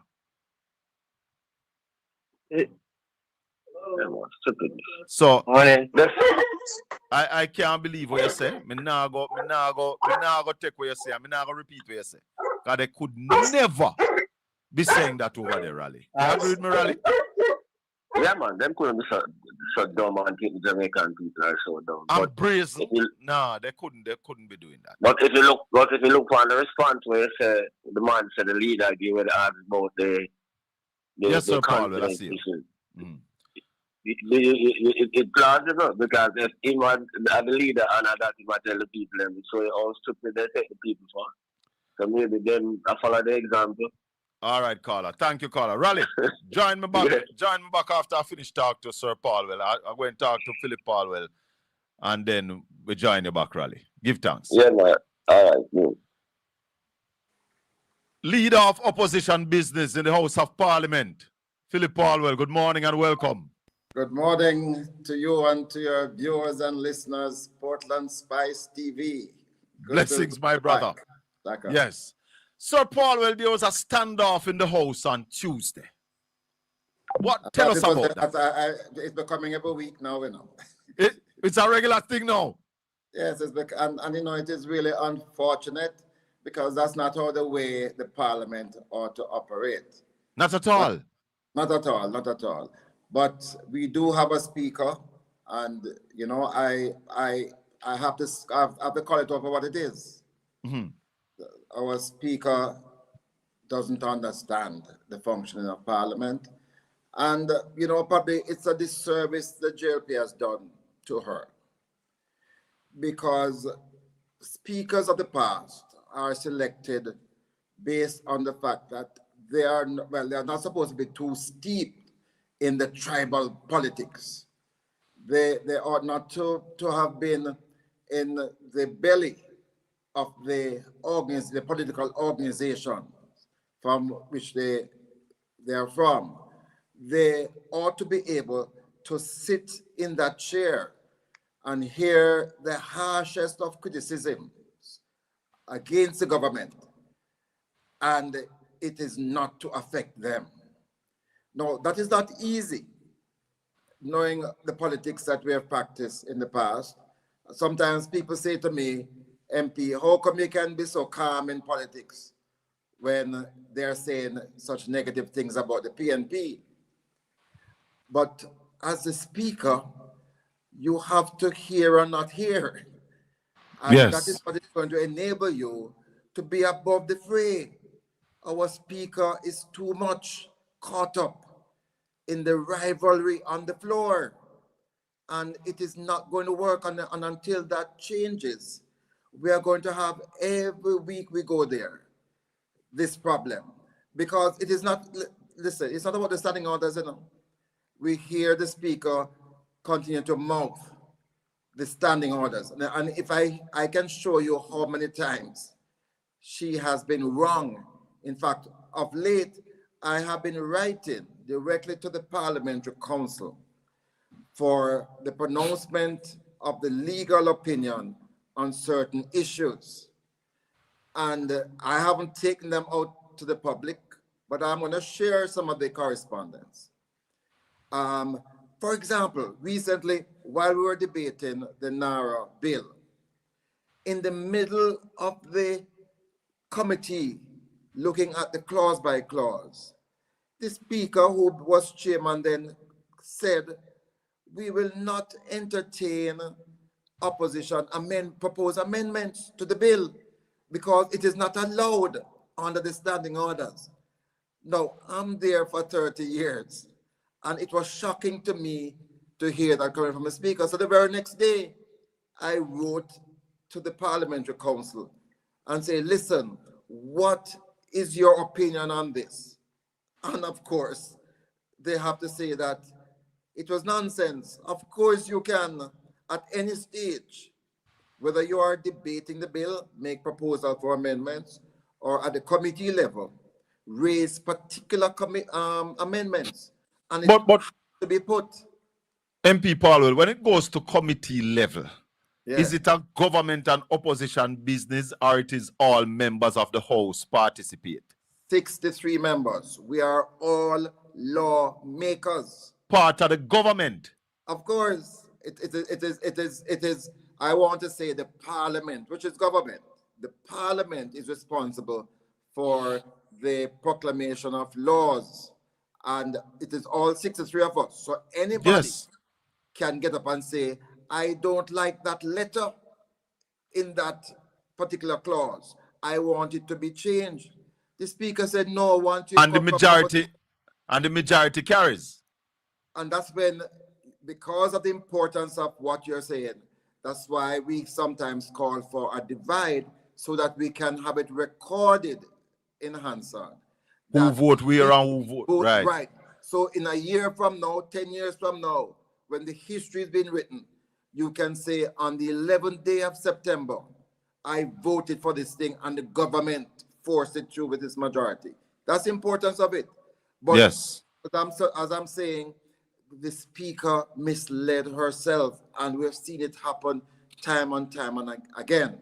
And so our position is that it's not the standing orders, it is the level of reasonableness that the speaker as chair brings to the position. And so far, that has not been a feature of the speaker. But let's go back to Tuesday. What were you standing on? What was the issue you wanted to bring to the Parliament on Tuesday? Right. So you know that there is an agenda for the Parliament. And every week, the leader of government business and myself, we discuss agenda items. Now, it has been the case for how many years we have been practicing Parliament that any member can get up and ask a question about a particular agenda item.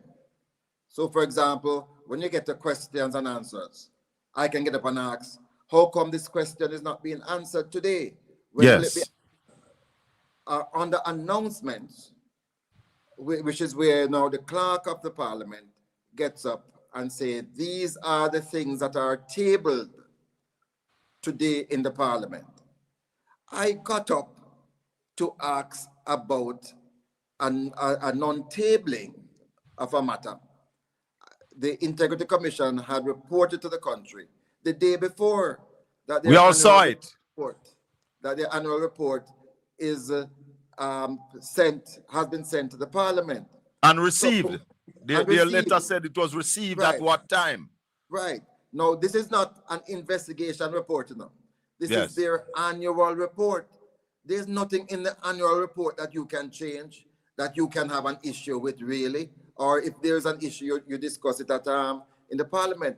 So I got up to ask a question, and I could ask anything. I could ask about how come we haven't seen the tabling of cabinet meetings report, because that is also supposed to be announced. I could ask the question, how come I don't see the tabling of the financials for the real estate board?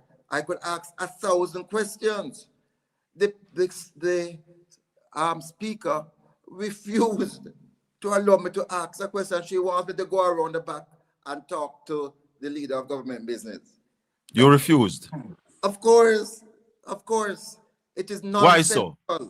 Because we are there to discuss the business of the people.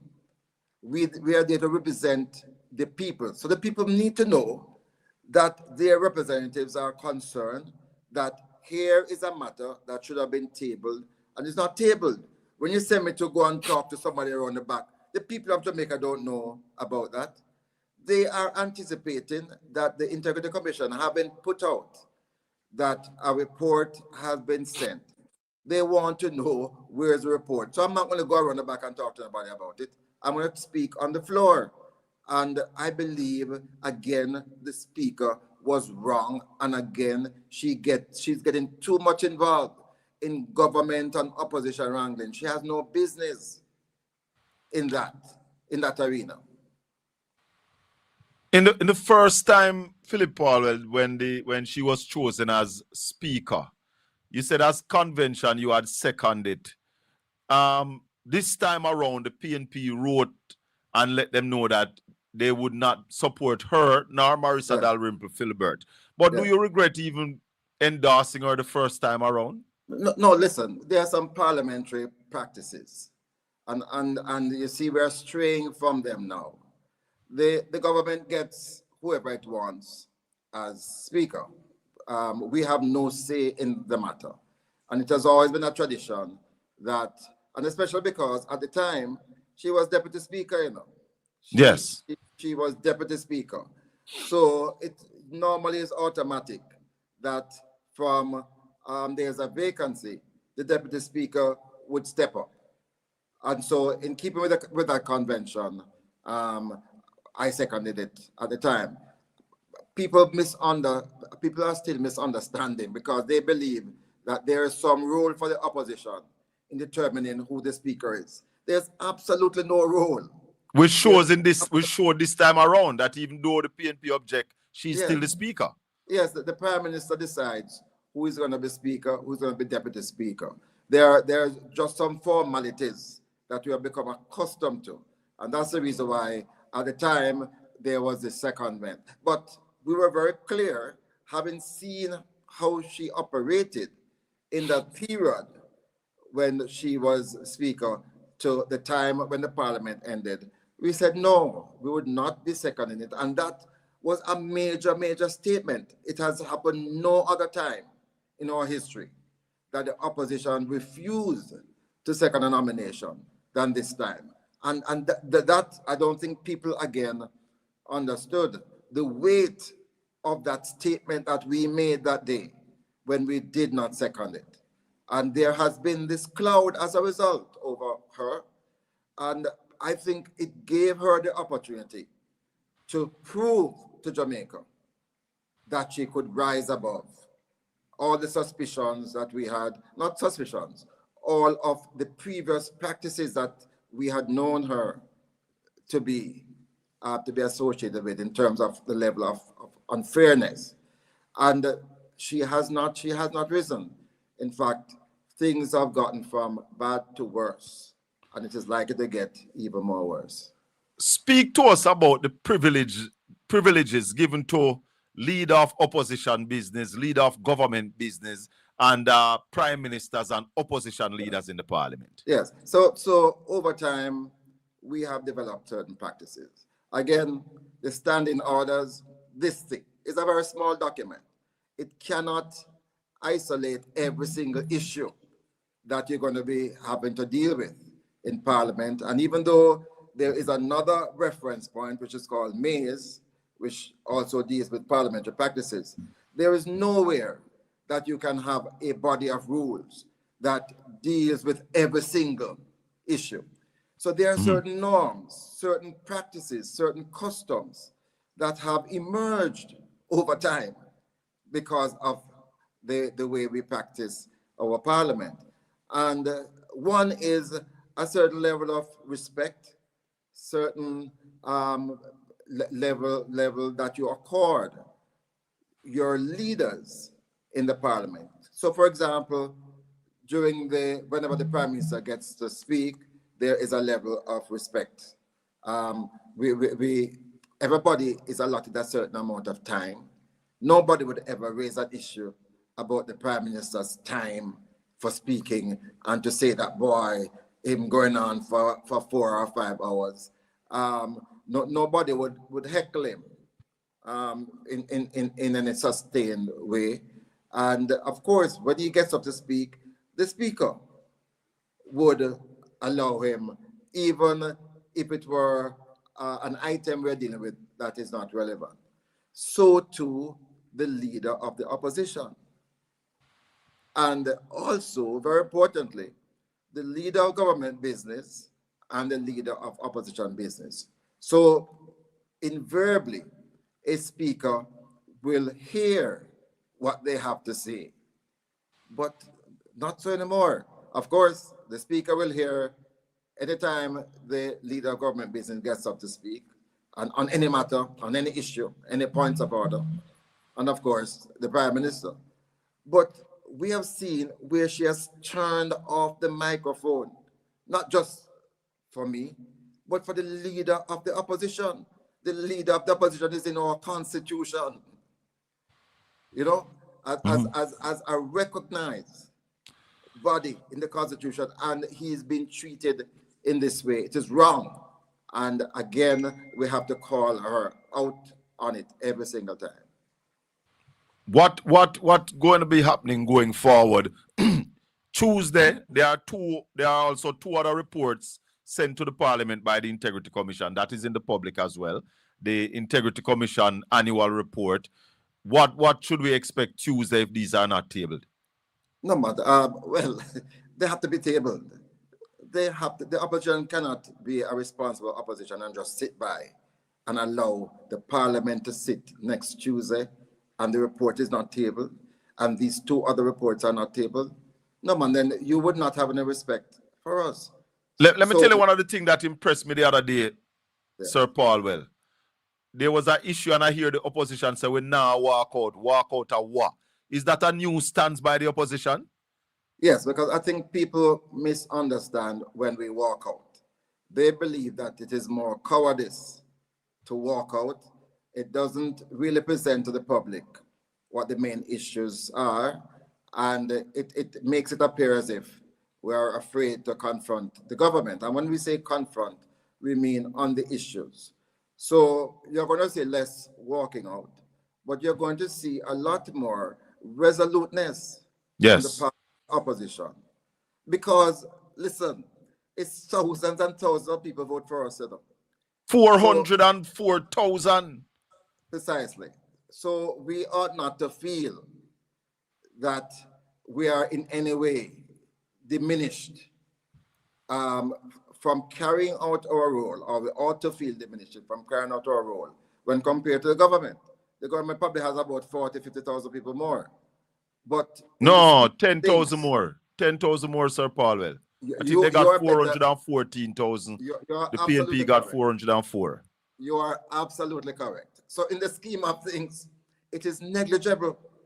It is negligible. So we can't be treated as some third cousin inside the parliament. We are almost equal. And we are going to show that we are such in the parliament. The Prime Minister said he would, when he was in opposition, he wouldn't sit in the Parliament with Mr. Azan, at the time, Minister Azan. Here we are now with Dr. Andrew Wheatley, recommended to be charged. Xavier Main, recommended to be charged. The Prime Minister under investigation for illicit enrichment. Some people are asking, why is it that the PNP is so comfortable sitting with them, listening to them speak? No, it's not that the PNP is comfortable. The PNP has made its position known. We listen, when you're elected to Parliament, we can't exert the pressure to tell you to step aside. It's the people who elected you who really ought to do that. So we appreciate your position as a member of Parliament, but it's quite a different thing when you're a member of the executive. When you're a member there you go. of the cabinet. And the cabinet is under the total and sole dictate of the Prime Minister. So it's not the electorate that determines the cabinet. And so we believe, and I am seeing more and more civil society supporting the position of the opposition, that a minister ought not to be in the cabinet when these allegations are being raised, or more importantly, when these charges have been proclaimed. So that's our position. And we will continue to argue against the retention of these persons in the cabinet. But as far as the Parliament is concerned, whilst we can argue about it, we can't force the so-called people's elected representative. Right. Think that has to come from the people themselves. But the executive and the cabinet? Different thing. And that is where we intend to continue our advocacy. And I see where civil society is also protesting, and we ourselves will be involved in protest. Tell me about, before I let you go, tell me a little bit about Petrojam. We are seeing where it seems like Petrojam is in trouble. Nobody on the island know more about Petrojam and the Ministry of Energy more than you. Tell us what is happening at Petrojam. Well, you know, on Tuesday coming, and you better watch for this, the Minister of Energy has some questions that I have tabled, and it should have been answered last week, Tuesday. It is my discretion based on the standing orders as to how much time he's allowed. I'll just allow you to speak. Yes. So go ahead. So he has to answer the questions Tuesday coming. Yes. And I don't want to steal my own thunder, but you tune in because you are going to see either another explosion in Parliament, because I am determined to get the questions that I've asked answered, and I'm determined to ask follow-up questions. And these questions are going to be pointed. These questions are going to try to elicit answers, some of which I know already, some of them I don't know. And I'm determined that the people of Jamaica will have to get these answers on Tuesday. The price of electricity is too high. The price at the pump is too high. Energy is too important an issue for the speaker not to allow me to ask these crucial questions. But would you be surprised if she stopped you, Sir Paul? Well, you know that in Parliament, I try to be calm. I don't get ruffled. But I am going to be insistent. Mark my word.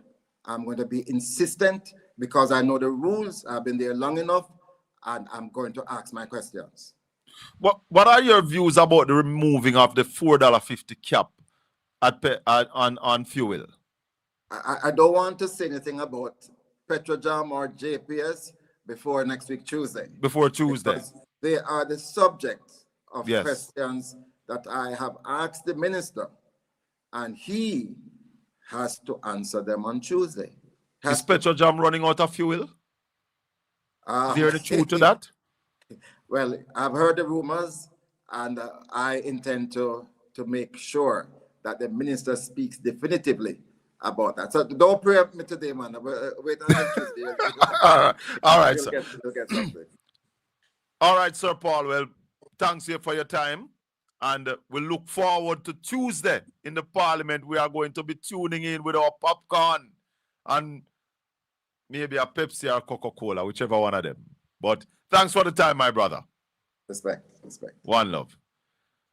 Philip Paulwell, leader of opposition business in the House of Parliament and Shadow Minister of Energy. Nobody in Jamaica really knows the energy sector more than Philip Paulwell. So you heard it first on why we had that standoff in the Parliament on Tuesday. The Integrity Commission annual report was sent to the Parliament and was not tabled. Why was the Integrity Commission annual report was not tabled in the Parliament? These reports are sent to, to the Speaker of the House, the President of the Senate, the Clerk of the House, so they know what is in the report. What is it that they are hiding? This one is in court too?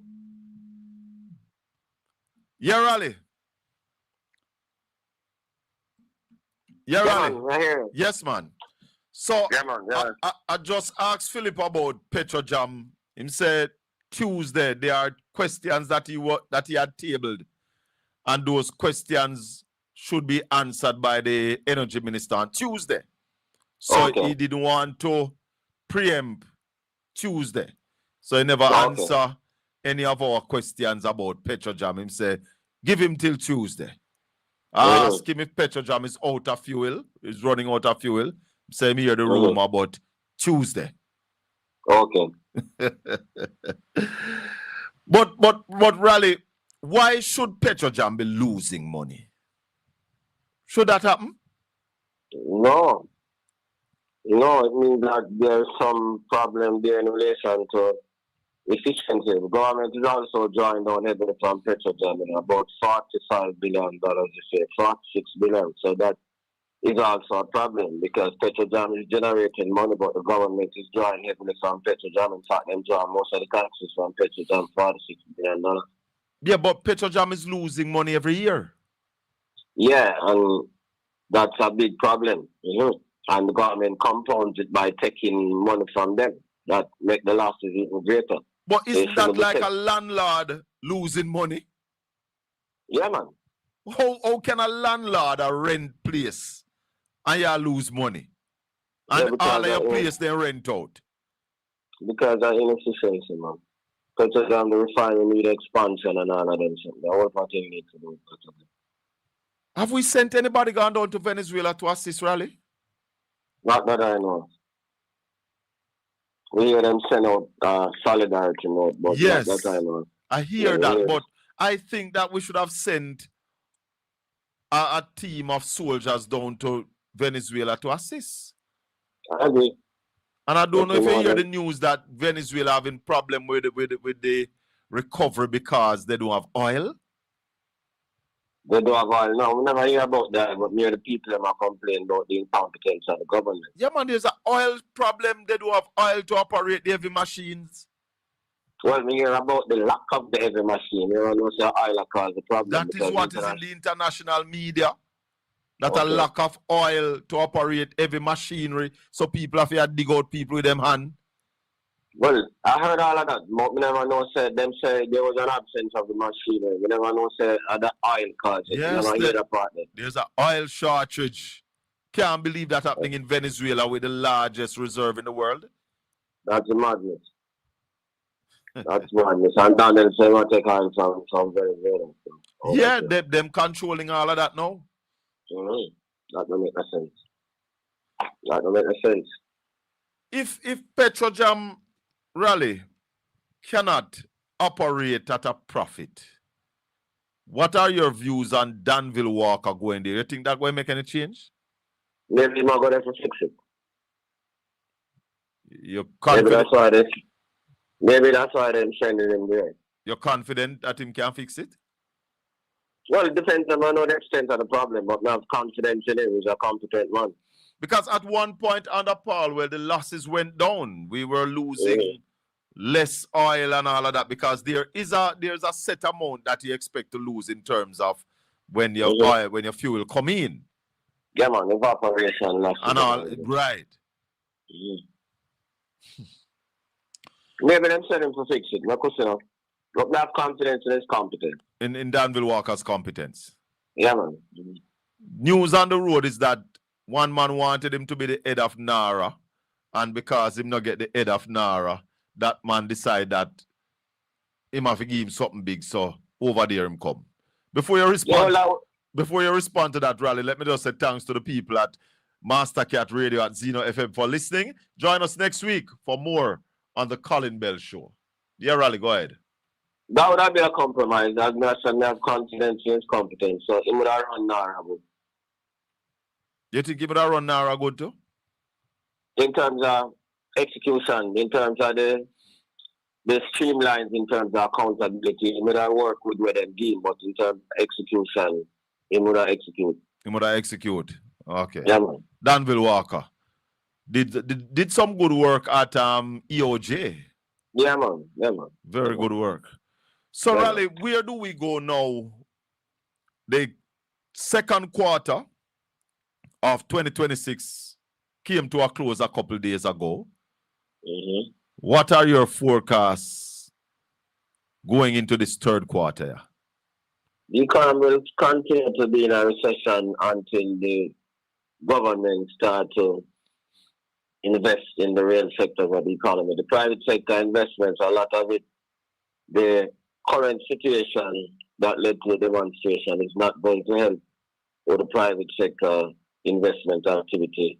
The BOJ is on hold in terms of interest rate policy, so that is also going to have a damp on private sector activity. The BOJ mopping up, that is going to also have a damping effect on private sector real investment activity. Exports are still declining. We have no steps in order to increase them. So we're just going to continue to $1 million. The cement shortage, what is that doing to the economy? That is also, the consumption is down by 1.4%. So the shortage of cement is also affecting the economy. Vincent Morrison said it's time to build a new cement factory. Some enterprise and private sector company and the government must provide them with incentives, because we have all this rebuilding to do, and the cement company cannot keep up with the demand. As a result of that, they are importing cement, so that is a leakage out of the economy. Right, instead of we are exporting, we are importing cement. We are importing cement, and a whole heap of volume of cement. 209,000 tons approved already, so that is money leaving the country and keeping jobs. In other countries, you should have benefit from that.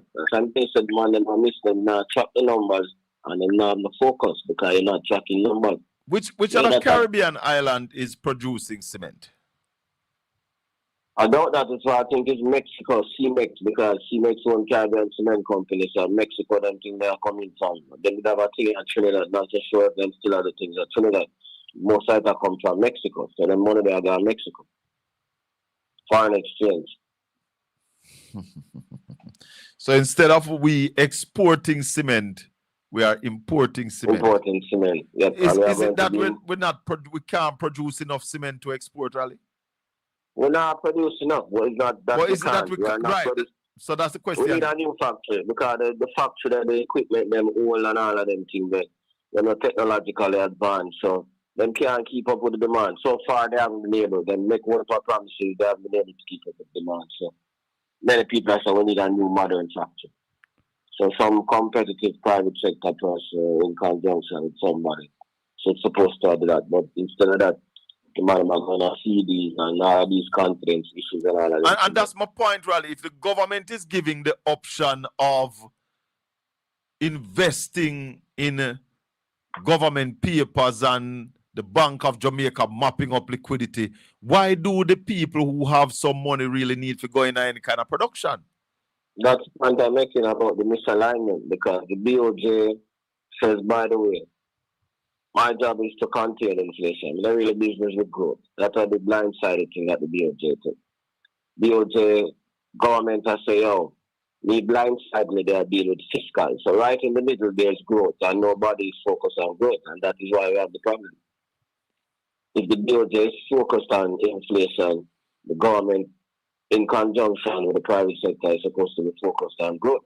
That means the government is supposed to provide private sector with incentives to invest in agriculture, fix the road, them irrigation, them things, and invest in the rest of the infrastructure in the country, renewable energy, and supposed to fund the policy, a proper export policy. The money easier to import than export. So it's supposed to have a proper national export strategy. Last time when we have our export strategy, we exported 2.8 billion, and the plan was to double it. Since then, when was that? 2008, we barely make 1.5 billion. Now, if we do that this year, we're lucky. 2008, we exported 2 point how much billion? 2.8 billion. That was what, under Bruce Golding?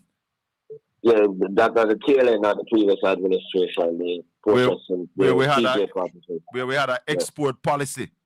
Yeah, national export strategy. And we don't have one since when? We don't have one since that dispensation. Oh, babe.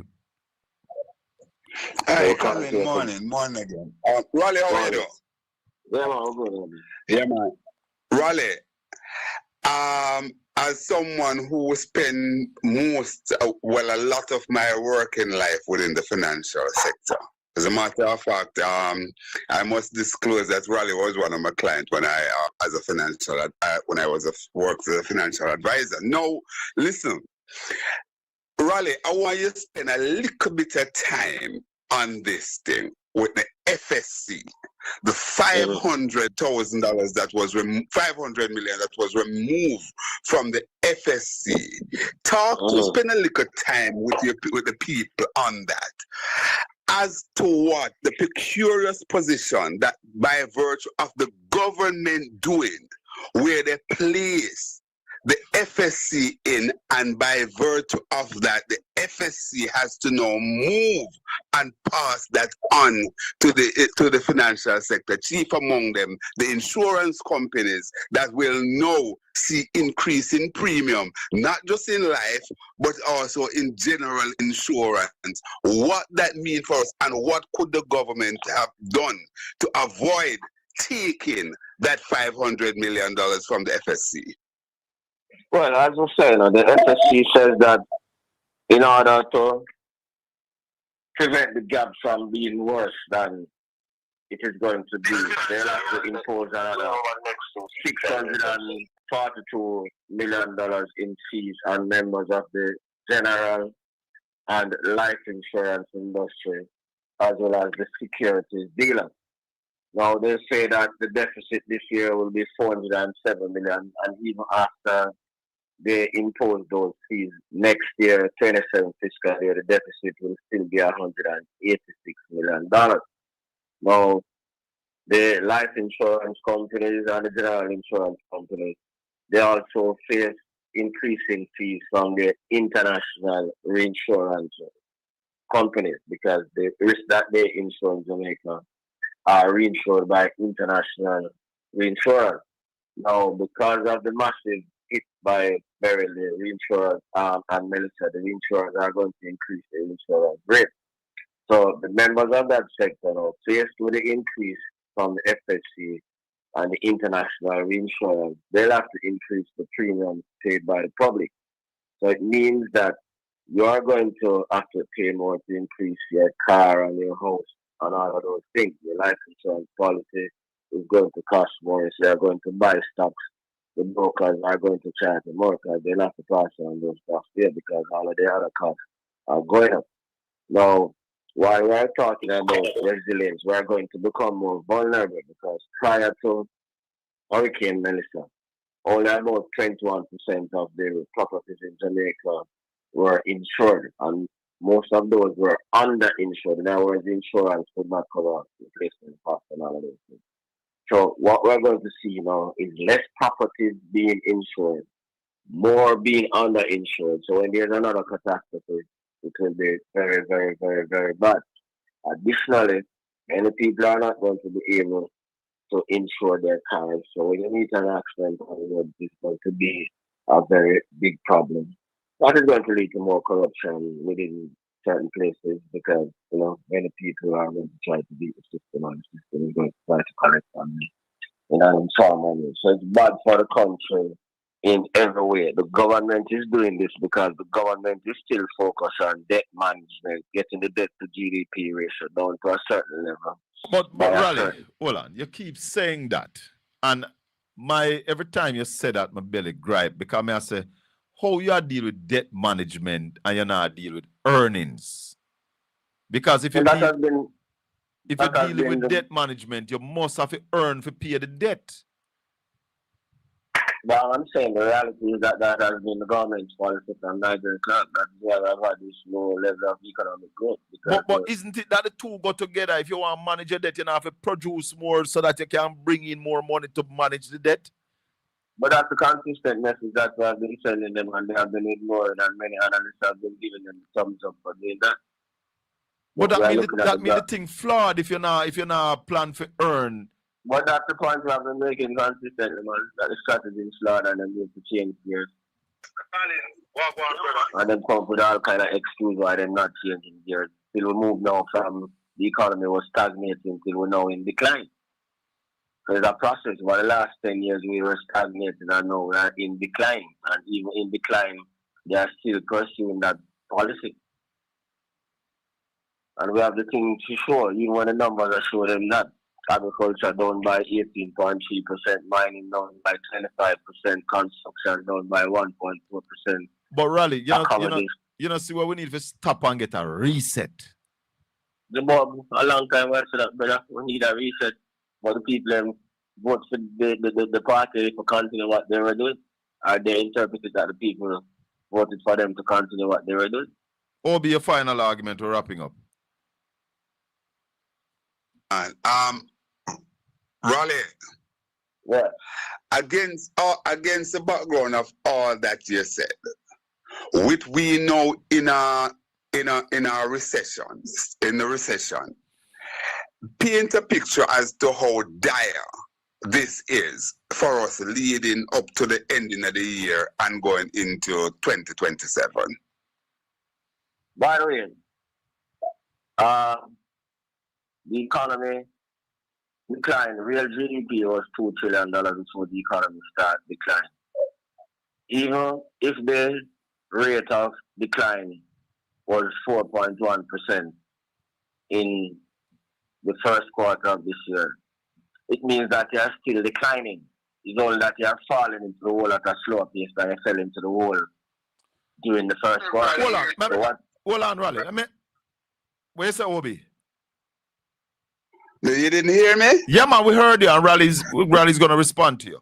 But Raleigh, let me ask you something. If we decline 7.6% in the last quarter of 2025. 7.1, yeah. No, man, but remember, starting says 7.6, PIOJ said was 7.1. No, starting to 7.3. 7.3, right.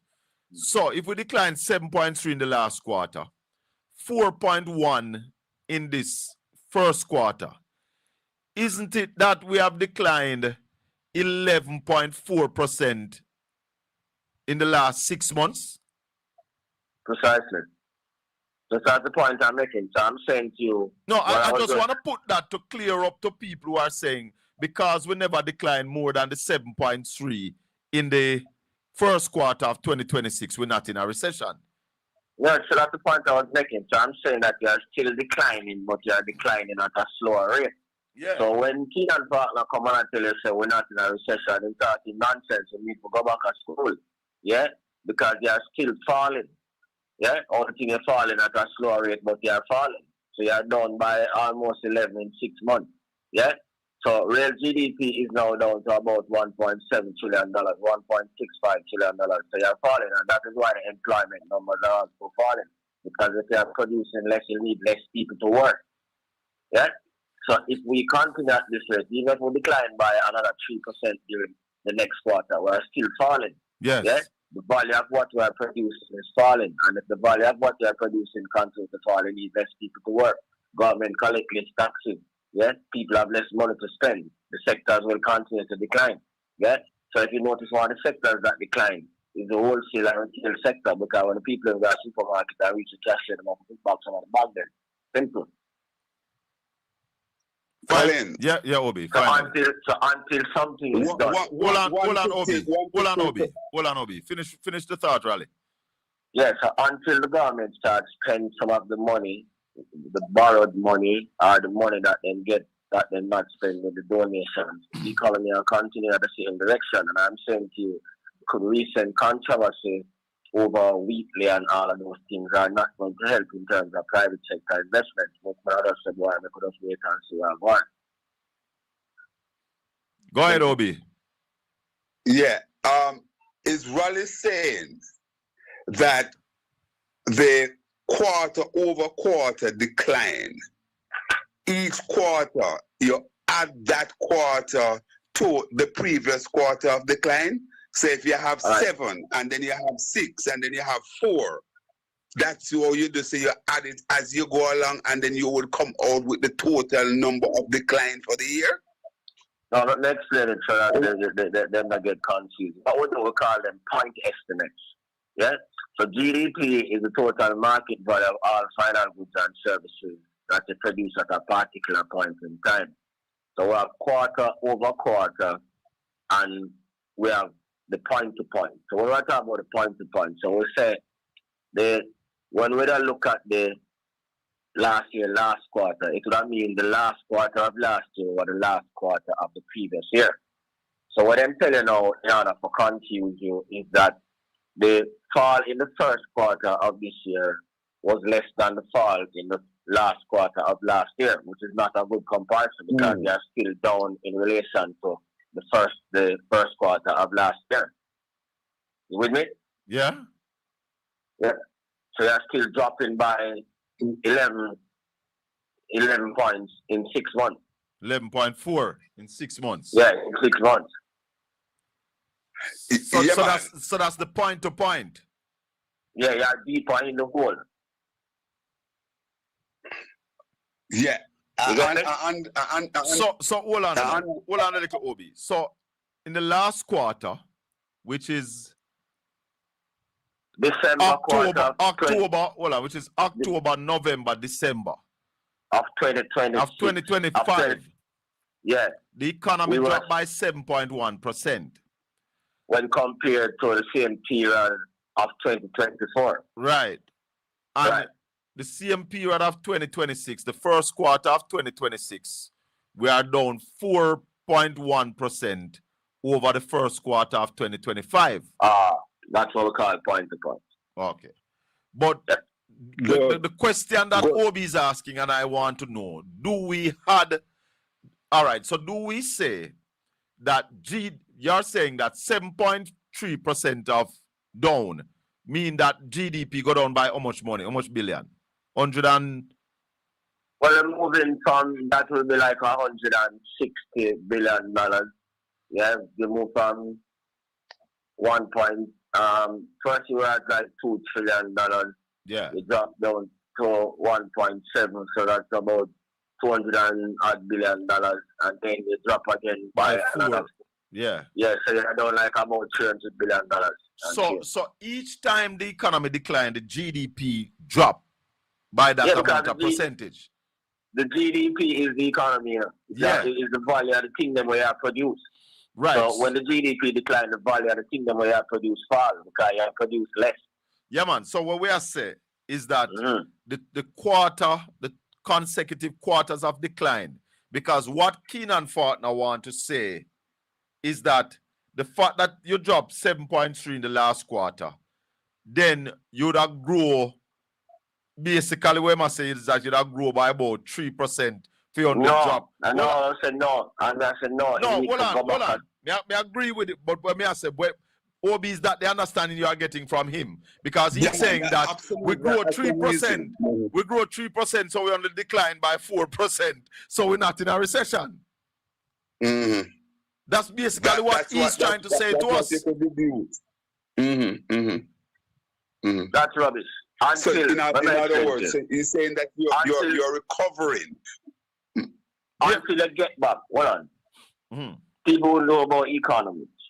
Until you get back to 2 trillion, you have not recovered. When you pass 2 trillion, you start growing. Just as simple as that. So, make we put it down. No, so what about a recovery rally? Because you're in the whole 7%. Hold on, Colin. Hold on, explain to you. I'm saying to you, I'll make it simple. You're in a hole, right? You say, when you reach the top of the hole, you recover from out of the hole. Yeah.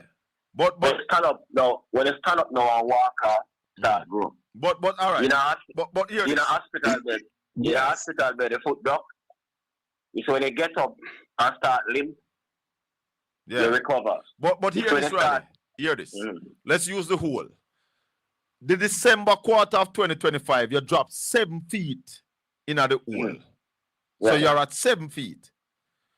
Now, is it that you drop a further 4 feet? Yeah, man, you drop a further 4.1 feet in the hole. So you never come up 3? No. You just start come out, you still a drop. That's why I tell you only a drop at a slower rate in the hole. So your first drop was 7.5 feet. Yeah. And your second drop was another 4.1 feet. A drop, you're not climbing. So because you drop less, there's no recovery then. You can't recover until you come out of the hole. So the economy not start recover. No. When you reach back at the top of the hole. So Obi kind of question away then because Obi mentioned recovery. Yep. So there's no recovery. You're at 7 feet. And what happened is that the next 3 months you drop a further 4 feet. Yeah, man. So now you're 11.4 feet down there. Yeah, man. That's the clarity. That's the clarity, Colin, that we're seeking because most of us, Colin, maybe including yourself and I, we thought that list. No, me I said for the 6 months, I was saying that we are at 11.4. Let me get, all right, so that's simple. Let me get very technical.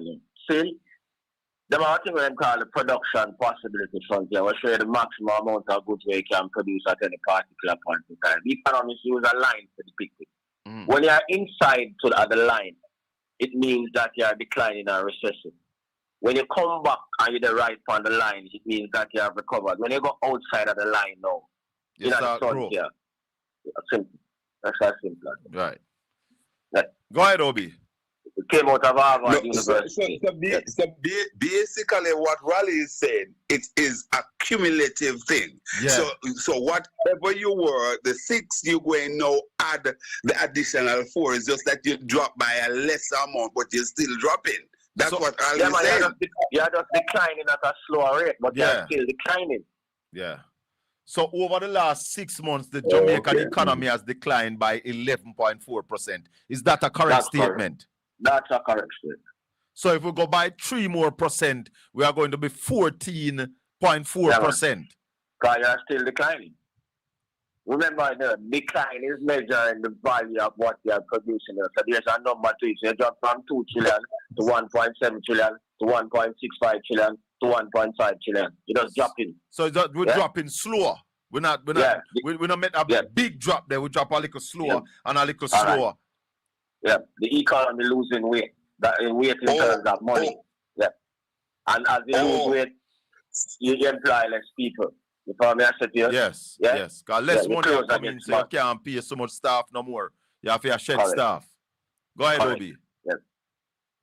But Raleigh, when we pick the pictures painted, we're in a very, very, very, very sad place, Raleigh, because if we're looking at that kind of cumulative fall, right, when you add the various quarters on top of each other, then the Jamaican economy is virtually, one could say, almost in a free fall. Yeah, so when it is, you need some big ticket stimulus spending now. That is what I tell you, like the road spending. So if you notice, even themselves, I tell you now, say, 25 billion spark program and everything, because people are telling them, say, we need to do something big right now, because the thing has dropped. They don't want to acknowledge it, but yeah. So you need big ticket spending, road, big ticket spending, school, big ticket spending, irrigation, infrastructure. Yeah, but Raleigh, why them won't listen me and go spend $50 billion, build out some solar farm and cut the oil spending? Those are things that they need to do. Just look for the trade triggers. If they look for the trade triggers, then just do what they need to do. So why them not listen to that? Why them not pump $130 billion in agriculture to shore up our food security? Them things them need to do. Colin, that don't make any sense, man. What makes sense is for the Prime Minister to journey to Portland, East Portland, and I'm going to give you one incident house. I agree to, Hey, the man, hold on. I give you a joke, Obi. I give you a joke. The man go through Port Antonio yesterday, drive over Bonneville Hill. The man drive through the town of Port Antonio, brother. He said when I get a call last night, I said, I never hear nothing go say. The lady said, listen, Colin, me stand up at Bonneville and I say, I will for police. I say, what is? And when she asks, they say the Prime Minister, the man come from east and screech around some back road, go over one hill under the hospital and come out way down a Bumbrook. When me look, me see some video with the man down, I hope I give you one house. Yeah, and I try woodwink and fool up the people out there and things like that. As if he has any control over when Rubio said. Rubio tell and I'm sending this message to the lady out of Portland because again they're watching Portland Spice TV. The Prime Minister, you don't need to ask the Prime Minister who will be coming to Jamaica, ma'am. Marco Rubio, the man who is in charge of national security in the United States of America, the Secretary of State, he told us who will be coming. The most despicable. So when the Prime Minister... Go ahead. Finish your thought. Go ahead. Yeah, man. So when the Prime Minister is saying that, listen, me work hard to deal with criminal, that's of no moment. No moment whatsoever. But Bert Samuels told us Wednesday evening, Raleigh, that legally the United States cannot get the antecedent of these deportees from their country of origin. Can't get it. So we will not know what crime a man coming from, let's say, Guatemala or Honduras has done in Guatemala or Honduras. We will not know that. So the truth of the matter is we will not know the antecedent of the people that we are getting here as deportees. Sad. Yeah, but Colin, we all know that this is a contract under duress, man. So all of the pretending and the wasting of time, we all know it's a contract under duress, man. You hear about the Antigua one, Raleigh? No. The Antigua government, they have approached them and the Antigua government has tabled a white paper in their parliament. Prime Minister Gaston Brown. And it will be debated on the 13th or the 14th of July in the parliament. The 13th. It will be debated in the parliament. Why couldn't they approach?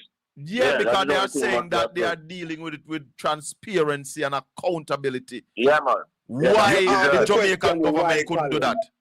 You ask the question why, Colin. The answer is simple. The government led by Andrew Michael Brogard Radiam Hollis has absolutely no respect or no regard for us. Zero, zilch, none. That is the answer to that question. He doesn't respect us. He believes that he can rule by edict. He doesn't have to take anything to the parliament or involve the opposition and by extension the people of Jamaica. That is the lay of the land that we're facing right here in Jamaica, Colin. That's why the Prime Minister now come to us and treat us like our Prime Minister Gaston Brown, who decide that, listen, he has regard for his people. They voted for him. This is a major move. Let us go and speak to our people. Brother, knowing that. Brother, knowing that, Papa. All right, brother. A little more. Raleigh, anything finally you want to add this morning before we go? Well, what we're saying, the economy is in dire straits. And denial can't be a strategy. If you look at the numbers, you can see what the numbers are telling us. The economy needs heavy investment in infrastructure, energy, transportation, logistics, the creative industries, agriculture, if we are going to reverse the negative trend of economic decline and job losses. The job losses are going to continue until we see these investments and the recession is going to continue. Try and rewrite the laws of economics and who brings the people is not a positive strategy. The international economy itself is slowing down. So the quicker we get our act together, the better. Yeah?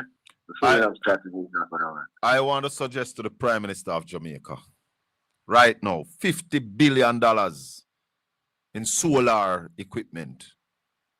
And you start spend that now and look at completing that by the end of this financial year. By April, you should have installed all of them solar there. Cut our oil bill, cut the energy bill. And the food bill. Well, and then I want him to pump another $35 billion in agriculture. Yeah. Stop planting concrete on the cane land them. Yeah, man. And let's plant food on the cane land. Yeah. Pay people for go plant food. Ensure, give them guarantee market. Ensure that we take the produce from them, export what we can export and eat what we can eat. Yeah? Prime Minister spend $40 billion in the culture and the creative industry. Make we start export culture. Prime Minister. Coffee man, them only need $350 million annually to bring in. That will come out of the $35 billion. Make them get it. Yeah? And then, Prime Minister, you need to spend that $25 billion on the road. It need more. You should have spent $50 billion a year on the road. And listeners and viewers, the government have access to all that money that we're talking about. They have access to the money. They need to go take it and use it. And the longer you take, is the less value the money have. Because when you hear the Prime Minister saying that $5 trillion to fix our roads, if him did do that, if him did start do that from 2016, it would have cost with $2 trillion. Yep. And the Prime Minister tell we that. The Prime Minister tell we that. When him go down and try down at the bridge, himself we did build the bridge 4 years ago, it would have cost we at least 40% less. Him operate like him are the opposition leader. But he ought to be. That's where he should have been. Yeah, that's why him operate like that. That's the mindset that him have, because he have everything in his mind to do the things that when he say what he fail to do. All right, brother. Yeah, man. Little more, Raleigh. We'll talk. Blessed love. One love. Ralston Iman, the top financial analyst anywhere on media. Anywhere on media. We did not say the top financial analyst in Jamaica, you know, or the Caribbean. We say anywhere on media. Who not like it, chuck off. This has been the Colin Bell Show for yet another Saturday morning. If you have not yet subscribed to the channel, please subscribe, like, and share the channel. Click the thumbs up before you leave. Give me 1,000 likes now, please and thanks. That's what I beg. I beg no money. I just beg a click on the thumbs up. Thank you very much. We had about 1,500 people, so give me a click on the thumbs up, the man. Thank you very much. May the good Lord continue to bless and keep you. Make his face shine upon you and be gracious unto you. The Lord lift up his light and give you his peace. Until we meet again tomorrow evening at 5 o'clock for Talk Jamaica.